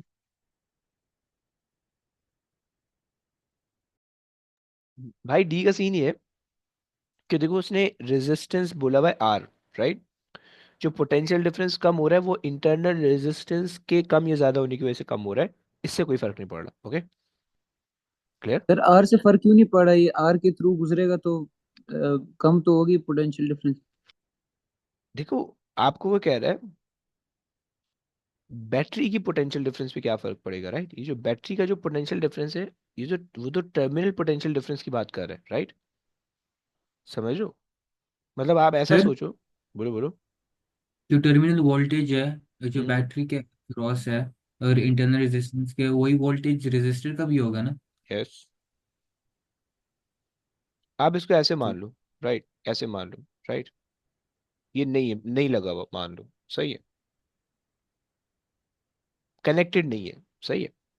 अब क्या होगा कि अगर मैंने बैटरी सर्किट में कनेक्ट नहीं की हुई, ओके, मुझे बताओ कि अगर बैटरी पड़े पड़े खराब हो गई है, उसकी इंटरनल रेजिस्टेंस बढ़ गई है, राइट, तो जब मैं इसको कनेक्ट करूंगा टर्मिनल पोटेंशियल डिफरेंस कम होंगे या ज्यादा होगा, या क्या होगा, इसकी इसके रेजिस्टेंस से अफेक्ट पड़ेगा? यस और नो, एनीबॉडी? सर फिर से है। रिपीट क्वेश्चन रिपीट करने में कर। देखो मैं ये पूछ रहा हूँ कि अगर तुम्हारे पास जो बैटरी है, सही है, तुमने बैटरी रखी हुई थी, सही है, और बैटरी रखने की वजह से जो है ना वो उसकी जो इंटरनल रेजिस्टेंस थी आर वो ज्यादा हो गई, ओके। तुमने सर्किट में नहीं लगाया, तुमने वोल्ट मीटर जो है ना इसके टर्मिनल्स पे लगा के चेक किया, राइट। तुम्हें टर्मिनल पे पोटेंशियल डिफरेंस ज्यादा मिलेगा या कम मिलेगा, क्या क्या होगा? कम कम। मिलेगा। कम मिलेगा, सही है। अभी जो कम हो रहा है ये किसकी वजह से कम, ये जो फॉल हो रहा है, ये जो ड्रॉप हो रहा है टर्मिनल पोटेंशियल डिफरेंस, ये किसकी वजह से हो रहा है, इंटरनल रेजिस्टेंस की वजह से या इसकी वजह से? जी टर्मिनल सर, रेजिस्टेंस इंटरनल की वजह से। इंटरनल रेजिस्टेंस की वजह से, सही है। अच्छा अब तुम सोच रहे हो, देखो यहाँ तक ये मैंने बात समझा दी, ओके, ये कॉन्सेप्ट मैंने बता दिया, सही है, कि जो बैटरी का जो एक्चुअल वोल्टेज जो तुम्हें मिलना चाहिए था और तुम्हें नहीं मिल पा रहा, that is because of the presence of the internal resistance, right? Now once you connect the battery with the circuit, right, तो जितना भी लॉस वोल्टेज है वो तो आपने हटा लिया, एक तरफ हो गया, राइट? अब जो बाकी चीज है वो तो आपकी सर्किट के अंदर ही जा रही है, उससे तो कोई फर्क नहीं पड़ रहा ना, उससे उसमें तो कोई मसला नहीं है, समझ लो। यस, वेरिएशन तुम्हें समझ में आ रहा है कि बैटरी का जो पोटेंशियल डिफरेंस है वो वेरी किस फैक्टर की वजह से कर रहा है, ये तुम्हें समझ में आ रहा है, राइट?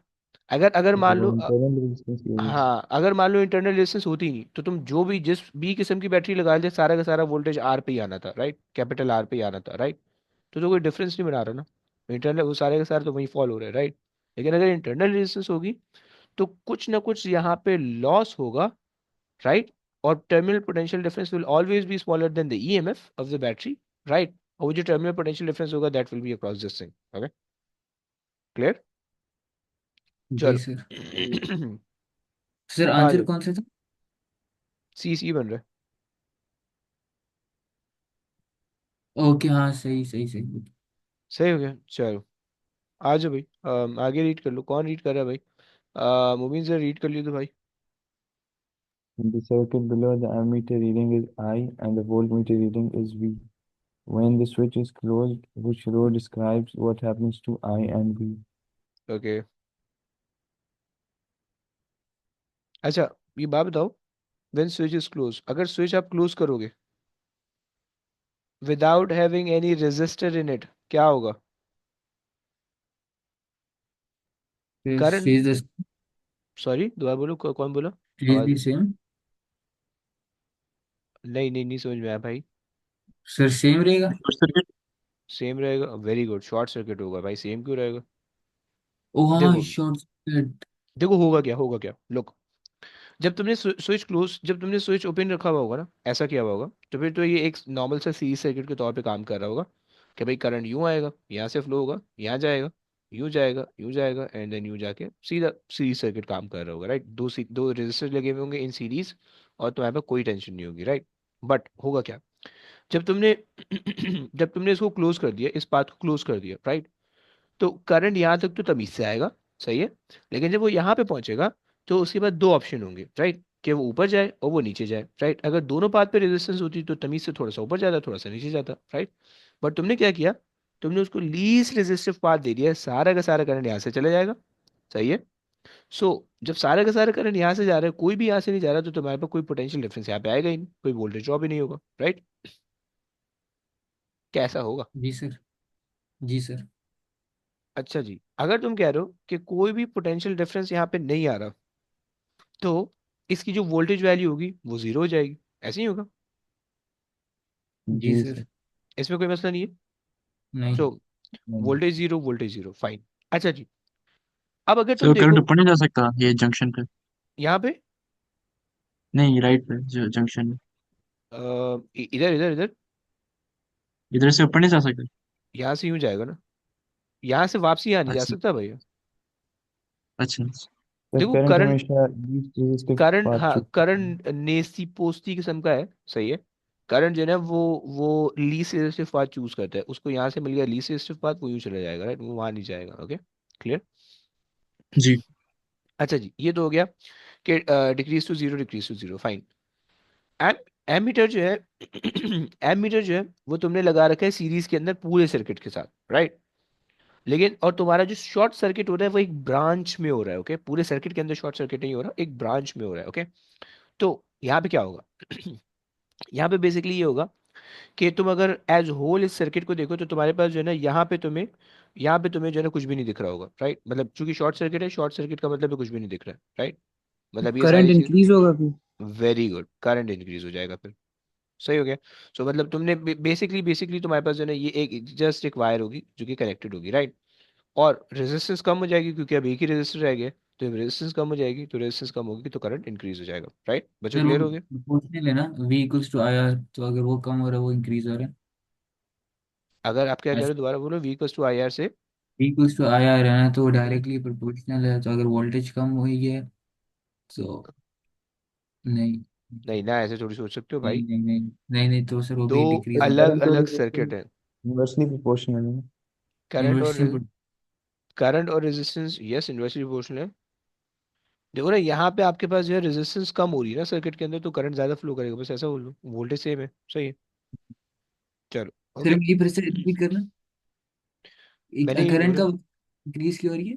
देखो V equals to I R अगर आप सोचो, सही है, वोल्टेज सेम है वोल्टेज आप चेंज नहीं कर रहे हो। So I is inversely proportional to R, right? So जी। अगर आपके पास resistance of the circuit decrease हो रही है, क्योंकि पहले दो रेजिस्टर लगे हुए थे, अब एक एक रह गया ओके।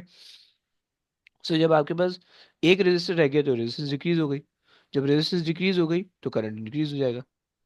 क्लियर? जी बस ये कहानी है। तुम अभी भी नहीं सुन रहे हो, पता नहीं क्या कर रहे हो, अल्लाह जाने।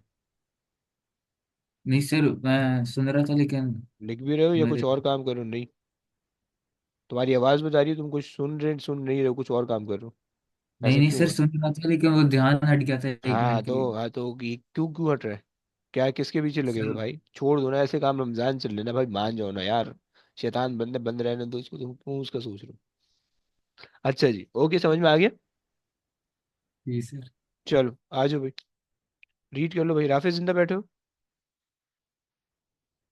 जी सर। आ जाओ, रीड कर लो please A potential divider consists of a light-dependent resistor in series with variable resistor of resistance R. The resistance of the LDR decreases when the light level increases. The variable resistor can be set at either high resistance or low resistance, which situation gives the largest output voltage. Okay. अच्छा भाई, LDR का function बताओगे? LDR की अगर हम intensity ज्यादा करें तो रेजिस्टेंस क्या होगी? डिक्रीज। Decrease? कम वेरी हो गुड, जाएगी। कम हो जाएगी। बढ़िया बढ़िया, वेरी गुड। अच्छा जनाब, सो अच्छा जी, अब अगर, अच्छा हमें आउटपुट वोल्टेज ज्यादा चाहिए, ओके, सीरीज सर्किट लगा हुआ है, आउटपुट वोल्टेज यहाँ पे आ रहा है आर पे, राइट? और सीरीज सर्किट के अंदर तुम कहते हो कि voltage is directly proportional to resistance, current हम कांस्टेंट दे रहे होते हैं, ओके। सो हमें आउटपुट वोल्टेज ज्यादा चाहिए। आउटपुट वोल्टेज ज्यादा चाहिए का मतलब है आउटपुट की रेजिस्टेंस क्या होनी चाहिए? ज्यादा होनी चाहिए, ऐसे ही होनी चाहिए एलडीआर की रेजिस्टेंस से, राइट? सही है, तो इसका मतलब है we have to decrease the resistance, क्योंकि हम आर को नहीं चेंज कर सकते, okay. So we have to decrease the resistance of the LDR, okay. और एलडीआर की रेजिस्टेंस कब डिक्रीज होगी? जब light intensity Increase or increase होगी, राइट? decrease? सो तुम्हारे पास high level, light level at LDR is should be high, right? अच्छा जनाब, जब तुम हाई होगा, नहीं, हाँ हाई होगा। जब हाई करोगे तो उससे तुम्हारे पास जो है ना, इसकी रेजिस्टेंस वो हो जाएगी, लो हो जाएगी। और आर वेरिएबल रेजिस्टर है, सो वेरिएबल को हाई कर दो, राइट? तो ये आपके पास पहला ऑप्शन हो जाएगा, सही, ये हो जाएगा। क्लियर हो गया? मेरी वेरिएबल रेजिस्टर वाला पार्ट समझ आएगा। देखो वेरिएबल रेजिस्टर है, तुम इसकी रेजिस्टेंस को कम या ज्यादा कर सकते हो, ओके।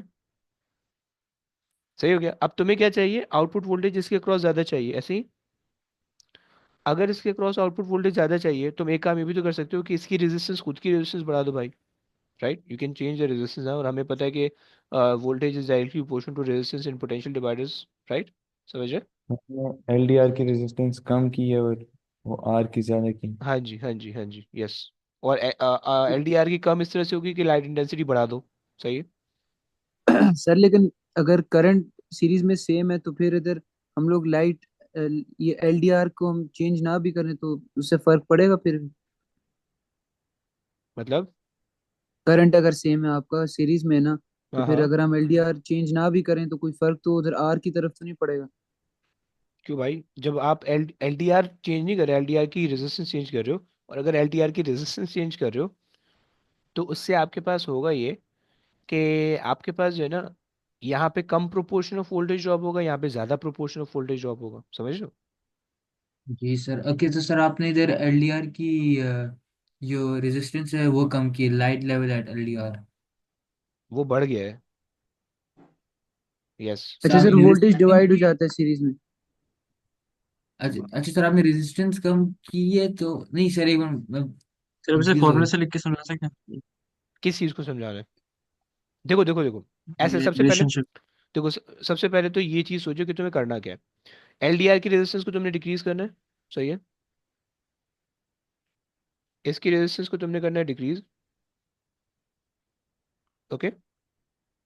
और इसकी रेजिस्टेंस को तुमने करना है इंक्रीज, ओके।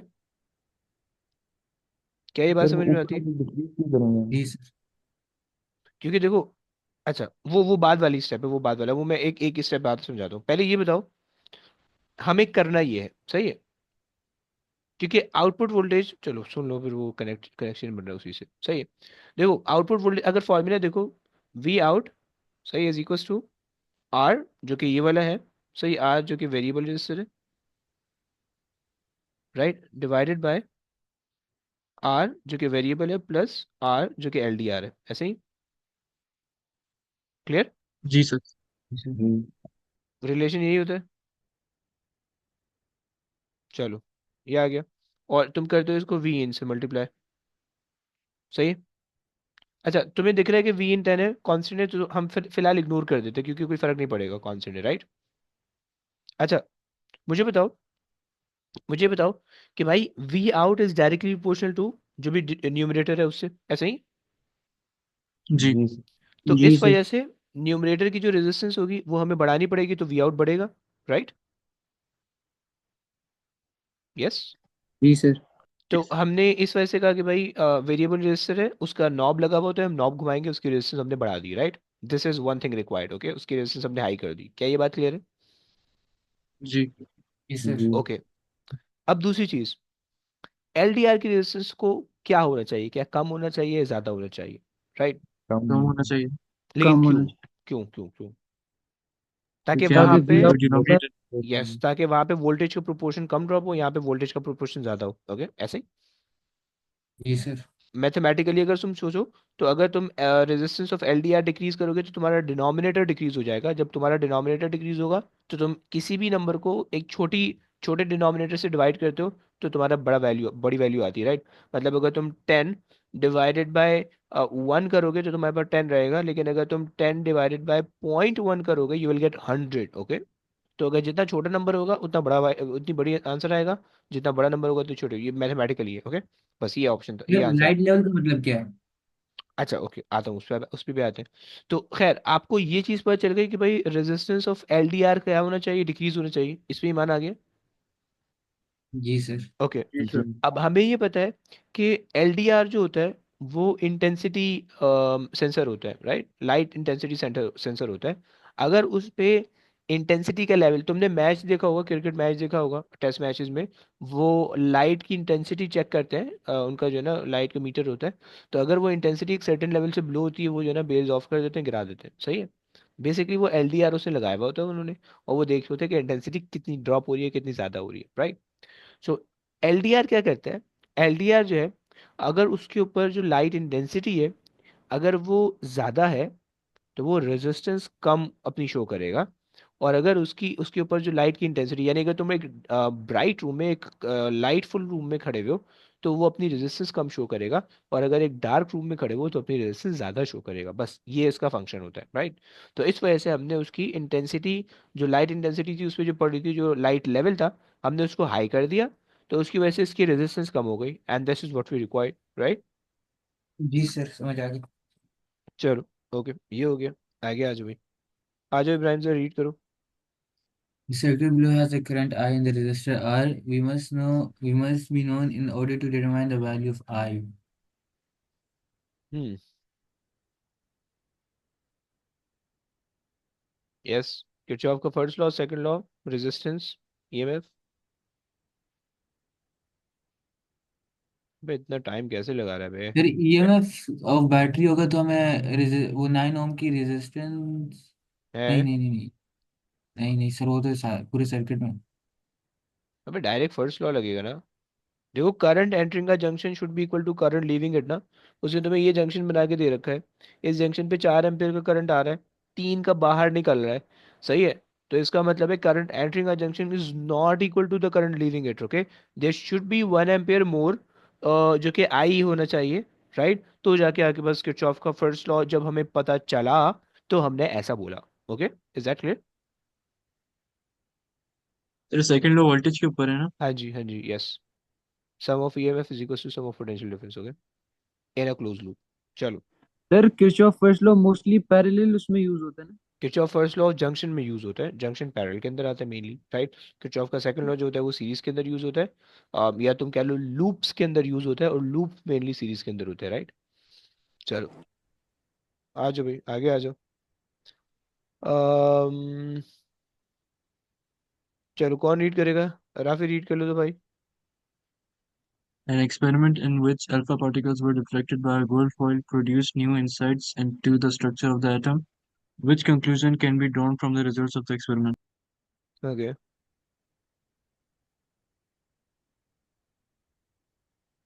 यही ओके, है इसका। है ना? एटॉमिक न्यूक्लियस बहुत छोटा होता है, electron orbit the atomic nucleus, हमें ये से नहीं पता चलता। Some atom of the same some atom of the same element can ten different number of neutron, ये आइसोटोप की डेफिनेशन भी हमने इससे नहीं पता चलती, ये भी इससे नहीं पता चलता। Atomic nucleus contain proton and neutrons, हमें ये भी नहीं से पता चलता। हमें सिर्फ ये पता चलता है कि atomic nucleus is positively charge. Okay, बस ये पता चलता है। ओके, ये रीड कर लो भाई, कौन है दूसरा वाले? इब्राहिम जरा रीड कर लो भाई। Thorium-234 decays by beta emission in a daughter product. कहाँ गया?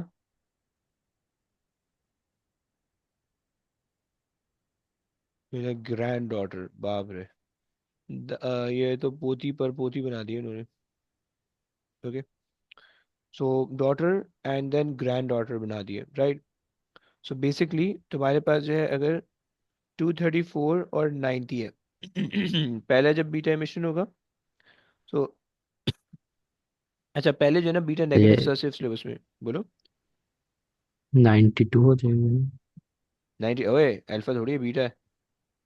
अ, अच्छा अच्छा, ओके ओके, फाइनल फाइनल बता रहे हो, वो फाइनल? उसके बाद वाला फाइनल ना? Final okay okay, grand good. Order पर।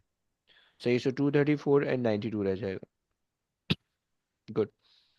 सो number of proton 92 and 234 B हो रहा है, राइट? क्लियर? जी। जैसे बीटा पॉजिटिव और बीटा नेगेटिव का कुछ है? मतलब क्या, दोबारा बोलो प्लीज। बीटा पॉजिटिव और बीटा नेगेटिव का कुछ है इसमें? यानी ये बीटा नेगेटिव है, इसमें बीटा पॉजिटिव नहीं था उस वक्त सिलेबस में। अच्छा। सही हो गया, तो इस वजह से उसने मेंशन नहीं किया, उसने जस्ट कहा बीटा इमिशन है, that actually refers the beta sir negative decay. अगर तो बीटा पॉजिटिव होता है तो फिर क्या फर्क होता है? अच्छा, फर्क क्या होता है? सो फर्क उसमें ये होता है कि ऊपर आपके पास तब भी सेम रहता, 234। जब ये 90 होता है, तो जब आपके पास दो बीटा निकल रहे, दो बीटा पॉजिटिव निकल रहे होते, तो आपके पास ऊपर तो तब भी सेम रहता है 234, और नीचे जब आपके पास 88 हो जाता है, राइट? क्योंकि उसके अंदर बीटा पॉजिटिव के अंदर क्या होता था, दो प्रोटॉन कन्वर्ट हो जाते हैं न्यूट्रॉन के अंदर, राइट? तो नीचे से दो तो तुम्हें कम दिखने लगेगा, लेकिन ऊपर सेम रहेगा, क्योंकि ऊपर दो प्रोटॉन निकले और दो न्यूट्रॉन बन गए, राइट? तो उसमें कोई भी चेंज नहीं आया। सही हो गया? यानी तुमने अपनी एक जेब से पैसे निकाल के दूसरी जेब में डाल लिया, तो तुम में कोई फर्क नहीं पड़ा, right? That is the top. और बॉटम में तुमने अपनी एक जेब से पैसे निकाल लिए, तो उस एक जेब में पैसे कम हो गए, right? That is beta positive. Okay, और तुमने दूसरी जेब में डाल लिए, तो अब तुम्हारी दूसरी जेब में पैसे ज्यादा हो गए, that is beta negative. Okay, ये कॉन्सेप्ट है। सही हो गया? चलो, तो बस भाई हमारा पेपर एंड हो गया। अच्छा, कोशिश करो अगर टाइम मिले तो इसके 11 12 13 कर लो, सही है? एमसीक्यू वाले, सही, इससे कॉन्सेप्ट बहुत ज़्यादा क्लियर हो जाते हैं, सही, बहुत ज़्यादा कॉन्सेप्ट जो है ना, अगर तुम्हें कॉन्सेप्चुअल अंडरस्टैंडिंग चाहिए, कॉन्सेप्चुअल ग्राउंड चाहिए बहुत स्ट्रांग, देन एमसीक्यू ट्राई करो। और एमसीक्यू के अंदर तुम्हें पता चल जाएगा कि भाई क्या क्या चीज़ें सही हैं, क्या क्या चीज़ें गलत हैं, क्या क्या चीज़ें हो सकती हैं, क्या क्या चीज़ें नहीं हो सकती हैं। उसमें मेनली कोशिश करो कि जो थ्योरी वाले क्वेश्चन है ना, जैसे कि लाइक दिस 38 वाला, सही, इनके अंदर फोकस करो, ये तुम्हें जो है ना बहुत ज़्यादा सिखा देंगे, राइट? तो ये कहानी है। सही हो गया? चलो बस करते हैं अब, इंशाल्लाह फिर नेक्स्ट क्लास में, अब नेक्स्ट क्लास में जो है ना, कल जो है वो हम फिर कोई पेपर 3 हम देखेंगे। हमारा अक्टूबर नवंबर हमने शुरू करना है। ओके, कल अक्टूबर नवंबर 13 से शुरू करेंगे, एंड इंशाल्लाह कोशिश करेंगे और मई जून 14 भी निपटा दें कल, सर यानी वो इसी वीक में। आपने अक्टूबर नवंबर का पेपर वो 2023 था शायद, नहीं 22, वो हम्म। यूट्यूब पे डाला था, इलेक्ट्रिसिटी का एक सवाल था वो समझ नहीं आया था। 3 4 मार्कर हुए।